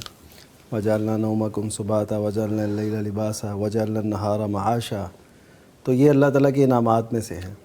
अब जिन इलाक़ों में ये सूरत मुयस्सर नहीं है, तो उन इलाक़ों में लोगों ने इसके मुताबिक अपनी वो टाइमिंग सेट की हुई है। ज़ाहिर है उनके वो 24 घंटे के जो मामलात हैं वो उनको तय कर लेते हैं। लेकिन ये है कि अल्लाह ताला ने जो दूसरा कुरान मजीद में फरमाया ना कि अगर अल्लाह ताला हमेशा रात करता तो कौन है जो दिन बदल ले आता, और अगर दिन रखता है तो रात को। तो इसका मतलब ये है कि अल्लाह ताला ने दुनिया में ऐसे कोई खित्ते दिखाए भी हैं हमें, ताकि अगर अल्लाह ताला का हुक्म नहीं है तो देखिए वहाँ पे रात है, कितनी लंबी रात है, तो दिन है तो कितना लंबा दिन है 6 माह के लिए। जी जी, तो इसका मतलब ये है कि अल्लाह ताला बताना चाहता है कि सब कुछ उसके इख्तियार में है। जो कुरान मजीद में एक निशानी अल्लाह ने बयान फरमाई है अपनी कुदरत की कि अगर अल्लाह चाहे तो हमेशा के लिए तुम पे रात रखे, तो ऐसी सूरतें इस दुनिया में मौजूद हैं जहाँ से देख के हमें अंदाज़ा होता है कि अच्छा ये सूरत हाल भी मौजूद है। बिल्कुल ऐसे। तो ये अल्लाह ताला की कुदरत की निशानी है और जैसे चाहता है करता है। तो बहरहाल उन इलाक़ों में जहाँ तक मसाइल का ताल्लुक़ है तो वो अपने करीबी जो इलाके हैं जहाँ पे सूरज सही तुलू ग़ुरूब होता है उसके मुताबिक अपने रोज़े अपनी नमाज़ें वो उसके मुताबिक करेंगे। ठीक है जी, बहुत शुक्रिया मुफ्ती साहब। कॉलर की जानिब बढ़ते हैं जी। अस्सलाम वालेकुम। वालेकुम सलाम। जी बहन पूछिए, क्या पूछना चाहेंगे मुफ्ती साहब से आप? मेरा मुफ्ती साहब से सवाल है कि कम्युनिटी नाज़ला कौन सी है और ये फलस्तीनियों के लिए पढ़ी जा सकती है, ज़रा बात कर बताएं। अच्छा जी, ठीक है जी, बहुत शुक्रिया कॉल करने के लिए मुफ्ती अब्दुल वली खान साहब। مفتی صاحب قنوت نازلہ کون سی ہے اور فلسطینی جو بہن ہے بہن بھائی ہمارے جو اس وقت مسلمان ہیں ان کے لیے پڑھی جا سکتی ہے، اور اگر پڑھنی ہے کون سی دعا کی جائے؟ قنوت نازلہ جو ہے ایسی دعا ہے کہ جب مسلمانوں پر کوئی مصیبت آئی ہو دشمن کی طرف سے، کفار کی جانب سے، تو اس وقت نمازوں کے دوران جو دعا پڑھی جاتی ہے آخری رکعت رکوع سے اٹھنے کے بعد جو دعا مانگی جاتی ہے اسے قنوت نازلہ کہتے ہیں۔ اور وہ قنوت نازلہ کا مطلب یہ ہوتا ہے کہ ہم جو مصیبت آئی ہے مسلمانوں پر تو ہم اس مصیبت کے ہٹانے کے لیے اللہ سے دعا کریں بے شک کہ اللہم انصر الاسلام والمسلمین، اللہم اعز الاسلام والمسلمین، اللہم انصر اخواننا الفلسطینیین۔ اس طرح کے جو الفاظ ہوتے ہیں کہ اللہ ان کو نجات دے دے، ان کی مدد فرما، اور جو کفار محارب ہیں، یہودی غاصب ہیں، ان کی ہلاکت کے لیے ہم بدعا کریں، اللہ سے یہ مانگے کہ اللہ ان کو ہلاک کر دے۔ اللہم اہلک الظالمین بالظالمین، اللہم اہلک الیہود والنصارى المرتدین۔ وہ جو اعتداء کرنے والے ہیں، ظلم کرنے والے ہیں، یا اللہ ان کے ہلاک فرما، ان کو تباہ کر دے۔ اللہ کے نبی صلی اللہ علیہ وسلم نے ایک قبیلہ تھا مضر قبیلہ، وہ اس وقت وہ کافر تھا، اور اس کے خلاف بددعا کی تو فرمایا اللہم اشدد وطأتک علی مضر، مضر قبیلے پر اپنی گرفت کو سخت کر دے، ان کو یہ سخت پکڑ لے، اور اللہم اجعلہا سنین علیہم سنین کسنی یوسف، یا اللہ ان پر ایسی قحط سالی لا جس طرح کہ یوسف علیہ السلام کے زمانے میں مصر والوں پر وہ قحط سالی آئی تھی۔ تو اس طرح کی دعائیں مانگے بندہ، اور فلسطینی ہمارے مظلوم مسلمان بھائی ہے، تو ان کے لیے ایسی دعائیں مانگنا تو لازم ہے۔ ہم اور کچھ نہیں کر سکتے، قوانین اور مسائل اور سب ان چیزوں کی وجہ سے دعا تو مانگ سکتے ہیں، ٹھیک ہے، دعا مانگیں گے۔ ٹھیک ہے جی، بہت شکریہ مفتی صاحب۔ اگین کالر ہیں، ان کے جانے پڑتے ہیں۔ السلام علیکم۔ وعلیکم السلام، فیاض احمد صاحب لاہور سے، کیسے ہیں جی آپ؟ الحمدللہ سر، بہت شکریہ، جزاک اللہ سر، بہت مہربانی۔ جی آپ کی کال ملی ہے جی تو اس سے میں تھوڑا سا فائدہ یہ اٹھانا چاہوں گا سر کہ میں، آپ کو آواز آ رہی ہے میری؟ جی جی بالکل آ رہی ہے، آپ پوچھیے۔ ہاں، میں ساتویں روزے کا تو میں نا گر گیا، اس کی وجہ سے مجھے چوٹ لگ گئی، اور میں 10 دن کو 20 دن ہاسپٹل رہ کے آیا ہوں۔ اللہ اکبر۔ تو مجھے وہ راٹ وغیرہ چل رہا ہے کام میں، تو میں بالکل بیٹھ پہ ہوں۔ اللہ اکبر۔ تو دعا کی درخواست ہے، اللہ تعالیٰ آپ کو صحت دے جی۔ کہ وہ یہ دعا کریں۔ جی بالکل۔ تو اور دوسری بات یہ میں پوچھنا چاہ رہا تھا، سوال میرا یہ تھا کہ وضو کے لیے یا غسل کے لیے اگر 3 دفعہ دھونے کی بجائے اگر 1 دفعہ دھو لیے جائے، ٹھیک ہے، کیونکہ 1 دفعہ میں نے اپنے عالمی دین میں سنا تھا کہ وہ کہہ رہے تھے کہ 1 دفعہ دھو لے، شاید مجھے میں کہوں شاید سننے میں غلطی نہ لگی ہو، میں ایک بار پھر اس بات کو کنفرم کر لوں، کیونکہ میں جس حالت میں ہوں میرے لیے جسم کو پاک رکھنا صاف رکھنا ایک بہت مشکل کام ہو چلے جی، ٹھیک ہے جی، بہت اگر 1 دفعہ کر لیا جائے۔ اور دوسری بات یہ ہے کہ جب میں حاجت بسترے بھی کرتا ہوں تو اپنے جسم کو صاف کرنے کے لیے ٹیشو وغیرہ استعمال کر لیتا ہوں۔ ٹھیک ہے، ٹھیک ہے، کافی ہے یہ، کافی ہے۔ چلیں جی، ٹھیک ہے جی، بہت شکریہ آپ نے کال کی۔ اللہ تعالیٰ آپ کو صحت تندرستی دے جی، آپ کے اوپر جو مشکل ہے اس کو ٹال دے۔ مفتی نعمان فاروقی صاحب، مفتی صاحب آپ کی جانب بڑھیں گے، مفتی صاحب فرمائیے گا۔ جی، ہم پہلے تو دعا گو ہیں ان کے کہنے پر کہ اللہ تعالیٰ انہیں صحت عافیت سے نوازے، اور اس تکلیف کی وجہ سے اللہ تعالیٰ ان کے گناہ معاف فرمائے، ان کے درجات بلند کرے، اللہ تعالیٰ ان پہ کرم فرمائے، ان کی مشکلیں آسان کر دے۔ اور جہاں تک سوال کا تعلق ہے، پہلے استنجا وہ کہہ رہے ہیں کہ میں ٹیشو وغیرہ استعمال کرتا ہوں، بالکل تو ٹھیک ہے، ٹیشو اگر صحیح طریقے سے استعمال ہوئے ہوں اور اپنے ہاتھوں کو بھی بچایا ہو، محفوظ رکھا ہو اور صفائی صحیح طرح کر لی ہو تو ٹھیک ہے، ٹیشو کافی ہیں۔ بالخصوص گلو ٹیشو جو ہاں وہ جو وائپس، ہاں جی جی بالکل، وہ بھی یوز کر سکتے ہیں، پہلے وہ کر لیں پھر خشک کر لیں تو یہ بڑا اچھا ایک ہو جائے گا۔ تو جہاں تک تعلق ہے ان کے دوسرے سوال کا، وضو کہہ رہے تھے، وضو ہم ایک دفعہ وضو ایک دفعہ کرنا لازم ہے، اور 2 دفعہ اس سے بہتر 3 دفعہ اگر ضرورت ہے تو آپ 3 دفعہ کریں، 3 سے زیادہ نہیں کر سکتے، تو 1 اور 3 کے درمیان کوئی بھی صورت آپ اختیار کر سکتے ہیں۔ 1 دفعہ کر لیں تو بالکل وضو ہو جاتا ہے، لیکن اس کو ٹھیک طریقے سے کر لیں۔ اس باغ وضو کا مطلب یہ ہوتا ہے کہ آپ اچھے طریقے سے ہر اعضاء کو دھو لیں جو وضو کے اعضاء ہیں. بالکل مقصد بھی یہی ہے کہ جی جی جو رہ گئی ہے کمی وہ دور تو وہ انہوں نے ٹھیک سنا ہے اور صحیح ہے بات. جی مفتی صاحب. ہاں جی، یہ جو اہل قباء کے متعلق ہے اس میں جو صحیح روایت میں آتا ہے وہ یہی ہے کہ وہ پانی کا استعمال کرتے تھے. وہ جمع ڈھیلوں کے درمیان اور اسی طرح پانی کے درمیان وہ روایت کے اندر کچھ کلام ہے، یعنی وہ ثابت نہیں ہے. ٹھیک ہے ٹھیک ہے جی، بہت شکریہ مفتی صاحب. اگین کالر ان کی جانب بڑھتے ہیں. جی السلام علیکم. ذوالفقار صاحب میں سوئی بلوچستان سے.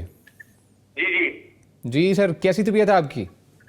سر اللہ کا فضل کرم ٹھیک ٹھاک، آپ سنائیں. جی الحمدللہ اللہ کا شکر. کیا پوچھنا چاہیں گے پوچھیے. سر میں یہ پوچھنا چاہ رہا ہوں مفتی صاحب سے کہ میں ریٹائر ہو چکا ہوں اور میری جو ہے نا پینشن آتی ہے بینک میں. اچھا ٹھیک ہے. اور سر میرے 2 فلیٹ ہیں کراچی میں، ان کا بھی کرایہ آتا ہے. ٹھیک ہے. اور سر میرے پاس جو ہے نا یہ گھر پہ سونا جو ہے زیور وغیرہ جو بچوں کا ہے اور میری بہو کا اور مسز کا، یہ تقریباً 12-13 تولہ ہے. تو سر اس پہ مجھے یہ بتا دیں کہ مجھ پہ زکوٰۃ فرض ہے یا فرض نہیں ہے.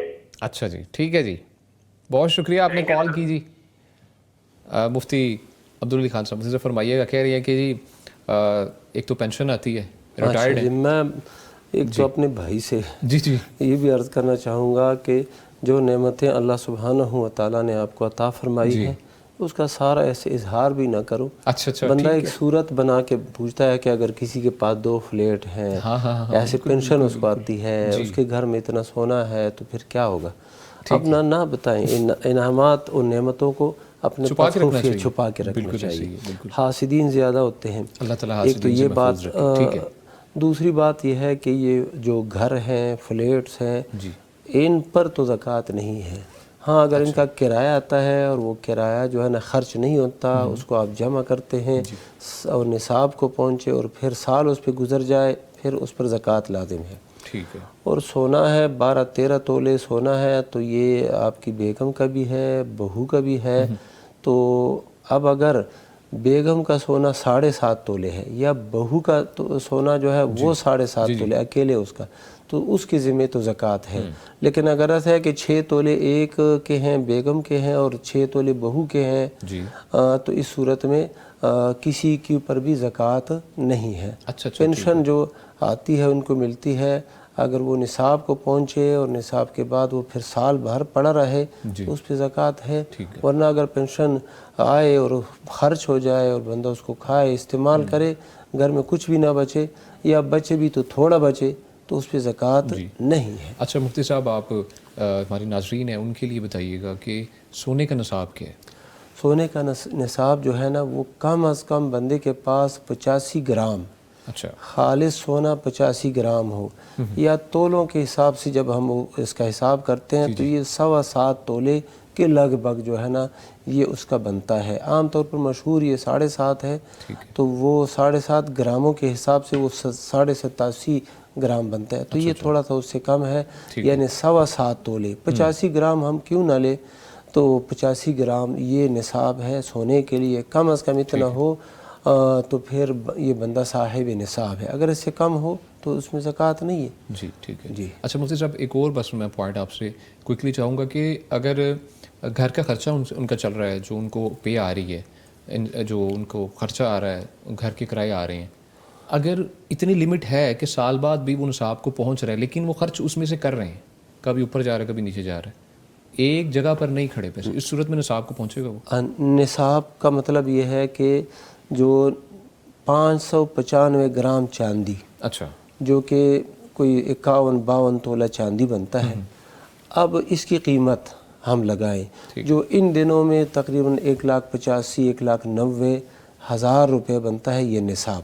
اگر بندے کے پاس 1,90,000 85,000 روپے آ گئے ہیں اور وہ سلسلہ چل پڑا ہے، کبھی زیادہ ہو جاتے ہیں کبھی کم ہو جاتے ہیں، لیکن یہ ہے کہ اس سے کم نہیں ہوتے. درمیان میں ہاں جی درمیان میں تھوڑی سی کمی آ بھی جائے تو کوئی نہیں، لیکن پھر سال کے آخر میں پھر وہ مکمل ہو ہے، ٹھیک ہے، تو اس پہ زکوٰۃ ہے. اچھا جی ٹھیک ہے. بہت شکریہ مفتی صاحب. اگین کالر ان کے جانب بڑھتے ہیں. جی السلام علیکم. جی وعلیکم السلام. محمد یوسف صاحب میں اسلام آباد سے. کیسے ہیں جی آپ؟ جی شکر الحمدللہ. पूछिए, क्या पूछना चाहेंगे मुफ्ती साहब से? मैं मुफ्ती साहब से ये पूछना चाह रहा हूँ कि मेरे वालिदैन फौत हो चुके हैं जी। मैं उनकी तरफ से कुर्बानी कर सकता हूँ या नहीं? अच्छा जी, ठीक है, बहुत शुक्रिया मोहम्मद यूसुफ साहब, आपने कॉल की। मुफ्ती नुमान फ़ारूकी साहब फरमाइएगा मुफ्ती साहब। जी, जो भी फौतशुदा वालिदैन हैं उनके साथ उसने सलूक के कई तरीके नबी सल्लल्लाहु अलैहि वसल्लम ने बयान किए जी। और आपने तालीम भी फरमाई, साहबा ने पूछा भी, जैसे हज़रत साद बिन उबादा रज़ी अल्लाह तआला अन्हु, तो उन्होंने अर्ज़ की कि मेरी वालिदा अचानक फ़ौत हुई हैं, अगर उनको मौका मिलता तो वो ज़रूर कुछ कहती। तो नबी सल्लल्लाहु अलैहि वसल्लम ने फरमाया कि उनकी तरफ से आप सदका करें जी। और उन्होंने फिर सदका किया। एक हदीस से बाग का भी तज़किरा है और एक में ये है कि नबी सल्लल्लाहु अलैहि वसल्लम ने उनसे फरमाया कि पानी का इंतज़ाम कर दो, और उन्होंने किया इंतज़ाम पानी का, यानी कुआं वगैरह। तो ऐसे काम जो है ना वो करने चाहिए जो सदका जारिया से ताल्लुक़ रखते हैं। इसी तरह वालिदैन यानी चचा ताया, उनके साथ हुस्न सलूक, इसी तरह वालिदा की जो बहन भाई हैं, मामू खाला नानी जो भी हो, ननिहाली रिश्तेदार, उनके साथ भी हुस्न सलूक ये वालिदैन के साथ बहुत अच्छा है। लेकिन जहाँ तक कुर्बानी का ताल्लुक़ है, मेरे इल्म की हद तक ऐसी कोई दलील नहीं है कि सहाबा किराम फौत शुदगान की तरफ से कुर्बानी करते हों। अच्छा, ठीक। तो इस वजह से हमें जो चीज़ें शरीयत से मिलती हैं, जो सुन्नत से मिलती हैं, उन्हीं को इख्तियार किया जाए तो ये बहुत अच्छी सूरत है। ठीक है, बहुत शुक्रिया मुफ्ती साहब। अगेन कॉलर हैं, उनकी जानिब बढ़ते हैं जी। अस्सलाम वालेकुम। वालेकुम सलाम। गुलाम अब्बास साहिब शेखपुरा से जी, कैसे हैं आप? जी अल्हम्दुलिल्लाह सर। पूछिए, क्या पूछना चाहेंगे मुफ्ती साहब से? सर मैं मुफ्ती साहब से ये पूछना चाह रहा हूँ कि ईमान कैसे बनता है और ईमान कैसे डेवलपमेंट ईमान की कैसे होती है? ठीक है जी, बहुत शुक्रिया गुलाम अब्बास साहिब, आपने कॉल की। मुफ्ती अब्दुल वली खान साहब, मुफ्ती साहब ईमान किस तरीके से बनता है, डेवलपमेंट उसकी क्या है? अल्लाह अकबर। इन्होंने तो सवाल मुख्तसर अल्फाज में पूछा, लेकिन इसका जवाब जो है ना वो बहुत तवील है। ठीक है, और बहुत मुश्किल भी है अल्लाह ईमान बनाना। तो ये ईमान की तकमील जो होती है ना, अल्लाह के नबी सल्लल्लाहु अलैहि वसल्लम ने एक हदीस मुबारक में ये फरमाया कि ज़ाक़ा तामल ईमान, उस बंदे ने ईमान की हलावत और मज़ा चख लिया है जो अल्लाह के रब होने पर राज़ी हुआ और मोहम्मद सल्लल्लाहु अलैहि वसल्लम की नबी होने पर और इस्लाम की दीन होने पर। इसी तरह वो यह है कि उसने नबी सल्लल्लाहु अलैहि वसल्लम की रिसालत और नबूवत को माना और अल्लाह ताला की तौहीद को कबूल किया और इस बात को नापसंद किया, ऐसे नापसंद किया, यानी कुफ़र काफिर होने को ऐसे नापसंद किया जिस तरह के बंदा आग में डाले जाने को नापसंद करता है। तो इस तरीक़े के साथ यानी कुफ़र के साथ निहायत बुग़्ज़ और ईमान के साथ मोहब्बत, ये है। फिर ये कुरान, ईमान की जो तकमील होती है ये कुरान के ज़रिए से होती है। बंदा कुरान पढ़े, कुरान का मफ़हूम समझे, कुरान जो है ना उस पर अमल करे, नबी सल्लल्लाहु अलैहि वसल्लम की सीरत को पढ़े, नबी सल्लल्लाहु अलैहि वसल्लम की सुन्नतों पे अमल करे। तो ये सुन्नतों पे अमल करना और इसी तरह कुरान पे अमल करना, कुरान को समझना, इस ईमान की तकमील होती है। ठीक है जी, बहुत शुक्रिया मुफ्ती साहब। इसको इंशाल्लाह मैं अगेन कॉलर हैं, उनके बाद इंशाल्लाह आपसे कुछ एक दो सवाल पूछने। जी अस्सलाम वालेकुम। वालेकुम सलाम। जी सर, क्या हाल चाल? मुफ्ती साहब से सवाल ये है कि एक प्लॉट था जो हमारे वाले साहब ने कहा कि उन्होंने नियत ये की कि जिंदगी में विरासत हो सकती है, उन्होंने किसी से पूछा। अच्छा। तो फिर उन्होंने कहा कि जो बेटियों का हिस्सा ना आप उसको छोड़ के ना जो लड़कों के हिस्से में आता है ना वो आप अपने पैसों से बना लें। तो वो जो लड़कियों का प्लॉट है ना वो बचा हुआ है, तो अब उन्होंने सोचा कि यार अब टाइम है अब लड़कियों को दे दिया जाए। तो अब कुछ कह रहे हैं कि नहीं जो प्लॉट बनाया हुआ है ना भी जो है ना देना बनता है जी। तो वो जो सबकी शादी हो गई थी, लड़कों ने अपने पैसों से जो अपना ना वो बनाया था, लड़कियां भी अपने घरों में हैं। ठीक है। तो अब वो लड़कियों का प्लॉट पड़ा हुआ है, क्या वो उनका प्लॉट ही उनको दिया जाए? क्योंकि उस वक्त नियत उनके वाले साहब ने ये की थी कि ये इनका हिस्सा है, आप अपना हिस्सा बना लें। ठीक है, ठीक है जी, बहुत शुक्रिया जी कॉल करने के लिए। मुफ्ती नुमान फ़ारूकी साहब फरमाइएगा। मुफ्ती साहब जी, ऐसा है कि जो भी वालिदैन अपनी ज़िंदगी में कोई चीज़ तकसीम करें ہدیے کے طور پہ، تحفے کے طور پہ، تو وہ لڑکی اور لڑکے کے اندر برابر تقسیم کرنی چاہیے. یعنی پہلے جب انہوں نے صرف لڑکوں کے نام وہ پلاٹ کیا اور دیا، یہ اس وقت ہی انہیں برابری سطح پہ ہر ایک کو دینا چاہیے تھا، چاہے ان کی شادیاں ہو گئی ہوں، بیٹے ہوں یا بیٹیاں، وہ اولاد تو انہی کی ہیں. تو اس وجہ سے ان کو برابر حصہ دینا چاہیے جو ہدیہ ہے یا تحفہ ہے. باقی اب جو انہوں نے یعنی دیکھیں نا، بیٹوں کو پہلے دے دیا اور بیٹیوں کو اب دینے کا سوچ رہے ہیں. اب بیٹوں نے جو اس ہدیے سے فائدہ اٹھا لیا، وہ بیٹیاں تو نہیں حاصل کر سکی نا ابھی تک.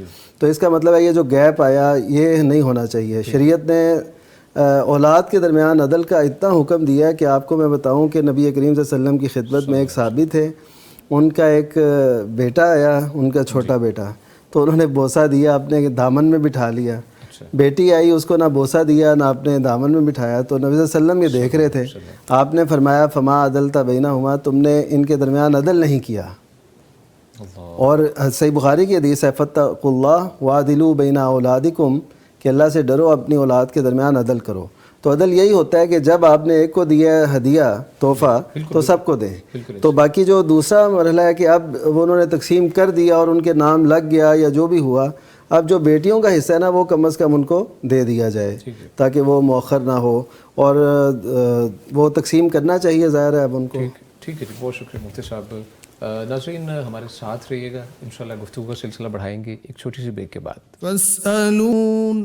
ویلکم بیک جی. گفتگو کا سلسلہ آگے بڑھاتے ہیں. مفتی عبدالولی خان صاحب، مفتی صاحب فرمائیے گا کہ بھینس نے جب بچہ دیا تو سیریس حالت میں تھی، میں نے نظر مانی کہ جو بھی یہ دے گی وہ اللہ کی امانت ہے، مگر اب ساس کہتی ہیں کہ اس کی کٹی میں نے اپنی بیٹی کو دینی ہے، اس کے بعد کٹا ہوا تو کیا اسے اللہ کے رستے میں قربان کر دوں یا نہیں؟ نہیں، جو کٹی ہوئی ہے نا جی، اسی کو اللہ کے راستے میں قربان کر دو. یہی امانت، جب اللہ کی امانت ہے تو اللہ کی امانت میں خیانت مت کرو. یہ نظر والی کیفیت ہے نا. جی بالکل، نظر اس نے مانی ہے تو اب اسی پہ عمل کر. ساس کی بات یہاں پہ مقدم نہیں ہے. پہلی بات تو یہ ہے کہ یہ اس طرح کے معاملات میں نا مالی نظر ماننا، یہ بخیل کی جیب سے وہ مال نکلوانے والی بات ہے. حدیث میں یہ ہے کہ نظر ماننے سے کچھ بھی نہیں ہوتا، جو لکھا ہوتا ہے وہی ہوتا ہے، لیکن یہ بخیل سے مال اس طریقے کے ساتھ نکالا جاتا ہے. ٹھیک ہے. تو پہلی بات تو یہ ہے کہ یہ کوئی پسندیدہ طریقہ نہیں ہے نظر ماننے کا یہ انداز. اچھا، اب نظر جب مان لیا ہے تو اب لازم ہے کہ وہی ادا کرے. ٹھیک ہے. اور ساس صاحبہ سے درخواست کرے کہ جبر نہ کرے جی، اور ہمیں اجازت دے. ہاں جی، ٹھیک ہے جی، بہت شکریہ مفتی صاحب. مفتی نعمان فاروقی صاحب، مفتی صاحب پوچھا گیا ہے کہ خاوند کے دوست اور اس کی بیوی کے ساتھ جب بھی ضرورت پڑے بازار چلی جاتی ہوں، مکمل پردہ بھی کرتی ہوں، کیا یہ میرا عمل درست ہے؟ یہ تو عمل درست نہیں ہے. دیکھیے، یہ عموماً ایسے جوڑوں میں یہ مسئلہ پیش آتا ہے جو خاوند باہر کے ملک ہو یا کوئی ایسا معاملہ دور ہو، کسی اور سٹی میں ہو، تو پھر یہ معاملہ پیش آتا ہے. ضرورت پیش آئی، وہ دوست ہی ہے نا، چلو اس کی بیوی بھی جا رہی ہے، تم بھی ساتھ چلی جاؤ، لے آؤ، شاپنگ کر لو. تو ایسے رفتہ رفتہ نا وہ مراسم، بے تکلفیاں وہ بڑھتی رہتی ہیں اور پھر اس کے نتائج کبھی بھی اچھے نہیں نکلتے. اور میں تو اس بات سے حیران ہوں کہ مجھ سے ایک سوال ہوا، آپ حیران ہوں گے شاید، بہت زیادہ، یعنی وہ ہلا دینے والا سوال ہے. وہ یہ تھا کہ میاں بیوی آپس میں ہیں، ایک میاں کے دوست کا گھر میں آنا جانا ہے. ٹھیک ہے. رفتہ رفتہ ایسے ہوا کہ خاوند جو ہے اس بیوی کا، وہ اسے کہتا ہے کہ تم نا اب ایسے کرو، اب تم اس کی بیوی ہو. میں نے کہہ دیا نا، بس اب تم اس کی بیوی ہو، اب تم اس کے ساتھ رہو. تو وہ عورت روتی روتی مجھ سے پوچھ رہی ہے کہ مجھے بتائیں میں کیا کروں. اب ایسی صورتحال کیسے پیش آتی ہے، اس کے پیچھے یہی چیزیں ہوتی ہیں، یہ بے تکلفیاں. وہ پہلے بھائی بھائی کہہ رہے ہوتے ہیں اور اس انداز سے اظہار کرتے ہیں، پھر ظاہر ہے بے تکلفیاں بڑھتی جاتی ہیں، پھر بعض اوقات ایسے مواقع میسر آ جاتے ہیں. تو اس وجہ سے شیطان سے دور رہنا چاہیے. ہاں کبھی کوئی ایسی صورت پیش آ جائے، ایمرجنسی، ہاں ایمرجنسی ضرورت ہے، یا کوئی ایسی صورت پیش آئی کہ اور کوئی نہیں تھا, آپ کو کوئی ایسی ضرورت پیش آئی, آپ اس کے ساتھ اپنے خامند کی اجازت سے وہ چلے جائیں. اور خامدوں کو اس بارے میں بڑا غیور ہونا چاہیے کہ وہ ٹھیک ہے اپنی دوستیاں بے تکلفیاں وہ ٹھیک ہے دوستوں سے, لیکن وہ گھر تک ایسے نہیں ہونا چاہیے. عموماً اس ذریعے سے جو گھر میں داخل ہوتے ہیں نا وہ اچھے نتائج لے کے نہیں نکلتے, اور اس سے بہت سی اور بھی پرابلمز جو ہے نا وہ پیش آتی ہیں. نبی صلی اللہ علیہ وسلم نے عورت کا جو سب سے بہترین حق بتایا نا خامند کے لیے جو عورت کے ذمہ حق ہے وہ یہ ہے کہ وہ ان کو اپنے گھر میں خامند کے بستر پر نہ آنے دے, یعنی اس کے گھر میں جن کو خامند ناپسند کرتا ہے. لیکن اب ہم دیکھتے ہیں اس معاشرے کے اندر خامند ہی اپنی بیوی سے دیکھیے ایسے رویے رکھے ہوئے ہیں, تو پھر اس کا مطلب ہے وہ غیرت حمیت میں بہت زیادہ کمی آ چکی ہے, جو شریعت کی ڈیمانڈ تھی اور شریعت چاہتی تھی کہ میرے ماننے والے بڑے غیور ہوں, بڑے حمیت والے ہوں. اسی لیے تو دیوس جو ہے جو اپنی بیوی کو یا کسی کو دیکھتا ہے کہ وہ مناسب رویہ نہیں اختیار کیے ہوئے پھر بھی اس کو بسائے ہوئے ہے, تو یہ دیوس شخص ہے. تو اس کا مطلب ہے کہ مردوں میں غیرت ہونی چاہیے جس کی وجہ سے اثرات ہوں, اور یہ طریقہ جو ہے نا یہ ٹھیک نہیں ہے, یہ اچھے نتائج نہیں لاتا. ٹھیک ہے جی, بہت شکریہ مفتی صاحب. مفتی عبدالعلی خان صاحب, مفتی صاحب آپ کی جانب بڑھتے ہیں. پوچھا گیا ہے کہ حیض والے پیڈ کیا کوڑے والے کو پکڑائے جا سکتے ہیں یا انہیں جلا دیا جائے؟ آپ پکڑائے تو جا سکتے ہیں, لیکن کسی شاپر میں ڈال کے, لفافے میں ڈال کے, کسی کاغذ میں اس کو بند کر کے پھر پکڑائے جا سکتے ہیں. اس میں کوئی حرج تو ہے نہیں, لیکن کسی ایسے ایک مہذب طریقے کے ساتھ. اب یہ ایسے نہیں کہ اسی کو کھلے انداز میں دے دیں حیض کے اس پیڈز کو, تو یہ تو نہیں ہے مناسب. باقی کسی شاپر میں ہو تو دے دیں, جلانا جائز یعنی جلانا ضروری نہیں ہے. ٹھیک ہے جی, بہت شکریہ.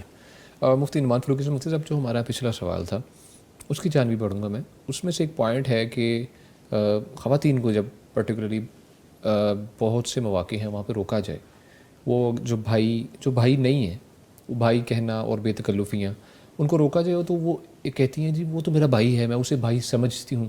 اس صورت میں بتائیے گا بھائی جو ہے لمیٹیشنز کیا ہونی چاہیے, اپنے بھائی جو سگا بھائی ہے اور ایک جو بھائی بنایا گیا ہے, لمیٹیشنز کیا ہونی چاہیے اسلام نے جو ڈیفائن کی ہیں؟ ہاں جی, اس پہ یہ ہے کہ نبی کریم صلی اللہ علیہ وسلم کے دور میں جو مواخات کا سلسلہ قائم ہوا تھا, ظاہر ہے وہ اس میں ایسا تھا کہ پوری احتیاط کے ساتھ گھروں میں آنا جانا بھی تھا اور سارا, تو ایسے مواخات کے طور پہ یعنی کسی نے ایسے بھائی بندی باقاعدہ کی ہو تو وہ ایسے کر سکتا ہے, لیکن اس میں جو شرعی حدود و قیود ہے نا ان کو کبھی ہم پیچھے نہیں کر سکتے. ایک تو یہ ہے کہ اب ایسی صورت نہیں ہے کہ آپ کو اپنا گھر میسر نہیں اور آپ کسی کے گھر رہ رہے ہیں, ان کو تو یہ صورت میسر یعنی ضرورت تھی. تو اب جو ہے صورت ایسی ہے کہ یہ اخوت ہے, ایک مواخات تھی وہ اور تھی, یہ اخوت ہے, بھائی چارہ ہے. یہ ہر ایک سے اچھے طریقے سے رہنا چاہیے, اپنے ہمسایوں سے, دوست احباب سے, لیکن گھر کی سطح تک ایسے اتنا آنا جانا, فری ہونا اور بے تکلفی ہونا یہ نہیں ہونی چاہیے. تنہائی اختیار نہ کریں, اچھا فون نمبر اور یہ وہ ان کا تبادلہ نہ ہو, اور کوئی بھی بات اور ڈائریکٹ بات بھی نہ ہو, یعنی خامند کی طرف سے ہو بات, یعنی دونوں خامند آپس میں کریں یا دونوں بیگمات آپس میں کر کے اپنے اپنے خامند سے بات کر کے تو معاملے ایسے سلجھانے کی کوشش کریں. یہ ہوتا ہے نا براہ راست ایسے اجازت دے دینا, یہ درست نہیں ہے. اور اسی طرح نظر کی حفاظت, پردہ وغیرہ یہ تو لازم ہے. ٹھیک ہے جی مفتی صاحب. اچھا, یہ بھائی تو بھائی کا یعنی مرد آپس میں بھائی تو بن جائیں گے, جی بالکل, لیکن بہن وہ بہن نہیں بنتی, عورت بہن نہیں بنتی. اس کے لیے تمام وہ پابندیاں ہیں. وہ محرم نہیں ہے, محرم جب نہیں ہے تو اسے پردہ کرنا بھی لازم ہے, بلا ضرورت اس کے ساتھ گفتگو کرنا بھی منع ہے. اور اس طرح تمام وہ پابندی جو ایک اجنبی مرد بازار کے کسی مرد کے ساتھ پردہ اسے پردہ کرنا لازم ہے, اسی طرح اس بھائی صاحب سے بھی پردہ کرنا لازم ہے. بلکہ یہ جو اس طرح کے بھائی بنتے ہیں ان سے تو زیادہ احتیاط کی ضرورت ہے, کیونکہ بے تکلفی الحم الموت. اللہ کے نبی صلی اللہ علیہ وسلم نے فرمایا جو دیور ہے اور خاون کے جو مرد رشتہ دار ہیں یہ موت ہوتے ہیں. تو یہ وہ کیا ان کے قریبی ہوتے ہیں, آنا جانا ان کا بے تکلف ہوتا ہے. تو اسی طرح اس شخص کا بھی آنا جانا بے تکلف, تو یہ موت کی صورت ہے. جس طرح موت سے بندہ بچنے کی کوشش کرتا ہے اسی طرح ان سے بھی بچنے کی کوشش کرے. ٹھیک ہے جی, بہت شکریہ مفتی صاحب. مفتی صاحب پروگرام کا وقت کافی خاصا کم رہ چکا ہے. سوال آخری جو ہے پوچھا گیا ہے کیا بمانی یا چچی کا بوسہ لیا جا سکتا ہے اور وہ سر پر ہاتھ پھیر سکتی ہیں اور اس کے برعکس بھی بتائیں کہ چچی اور ممانی اپنے بھتیجے یا بھانجے کو بوسہ دے سکتی ہیں یا نہیں؟ یعنی اپنے بھتیجے نہیں، یعنی خاون کے بھتیجے یا جی بھانجے کو بالکل ایسے ہی. ہاں جی بوسہ نہیں دے سکتی. اجتناب کرنا چاہیے، نہ ان کے سر کو نہ اس طرح بوسہ دینا یا بوسہ لینا. اس میں بندے کے اندر تھوڑی سی غیرت ہونی چاہیے نا، وہ بتا دے. ٹھیک ہے. میں آپ کو یہ بتا دوں کہ پورے خاندان میں جب میرے متعلق یہ تھا کہ یہ کسی بھی غیر محرم عورت کے ساتھ نہ ہاتھ ملاتا ہے، حالانکہ ہمارے معاشروں میں یہ چیز تو ہے نارمل ہے. ہاں جی. وہ جب یہ نہ ہاتھ ملاتا ہے نہ اس طرح کوئی سر پہ ہاتھ رکھنا، کوئی یہ نہیں کرتا. کسی عورت نے، رشتہ دار عورتوں میں سے کسی عورت کے اندر یہ جرأت نہیں ہوتی تھی کہ وہ ایسے کرے. تو بندے کے اندر یہ چیز تو ہونی چاہیے، خود میں ہونی چاہیے. ہاں جی. یہ غیرت یہ ہونی کرنا چاہیے. مناسب نہیں ہے. مناسب نہیں، بالکل نہیں. چاہے وہ بھتیجے اس کے ہوں، بالکل ایسے ہی. ٹھیک ہے، بہت شکریہ مفتی صاحب. ناظرین پروگرام اپنے اختتام کو پہنچتا ہے. ہمارے ساتھ موجود رہے فضیلت الشیخ مفتی عبدالولی خان حفظہ اللہ تعالیٰ. ہم انہیں شکریہ ادا کرتے ہیں کہ ہمارے ساتھ رہے. مفتی صاحب بہت شکریہ آپ کا آنے کا. اور ان کے ساتھ موجود رہے جی فضیلت الشیخ مفتی محمد نعمان فاروقی. ہم انہیں بھی شکریہ ادا کریں گے. مفتی صاحب آپ کی تشریف آوری کا بھی شکریہ. اللہ تعالیٰ آپ کو اپنے حفظ و امان میں رکھے. ناظرین اپنا بہت سا خیال رکھیے گا. اور چھوٹا سا ریمائنڈر، آپ روزہ ضرور رکھیے گا، پیر اور جمعرات کا روزہ. اور اپنا بہت سا خیال رکھیں، اپنے عزیز و اقارب کا، اپنے رشتہ داروں کا، اپنی فیملی کا. انشاءاللہ ملاقات ہوگی اگلے پروگرام میں. تب تک کے لیے دیجیے اجازت. اللہ نے کے بعد. فاسألوا أهل الذكر إن كنتم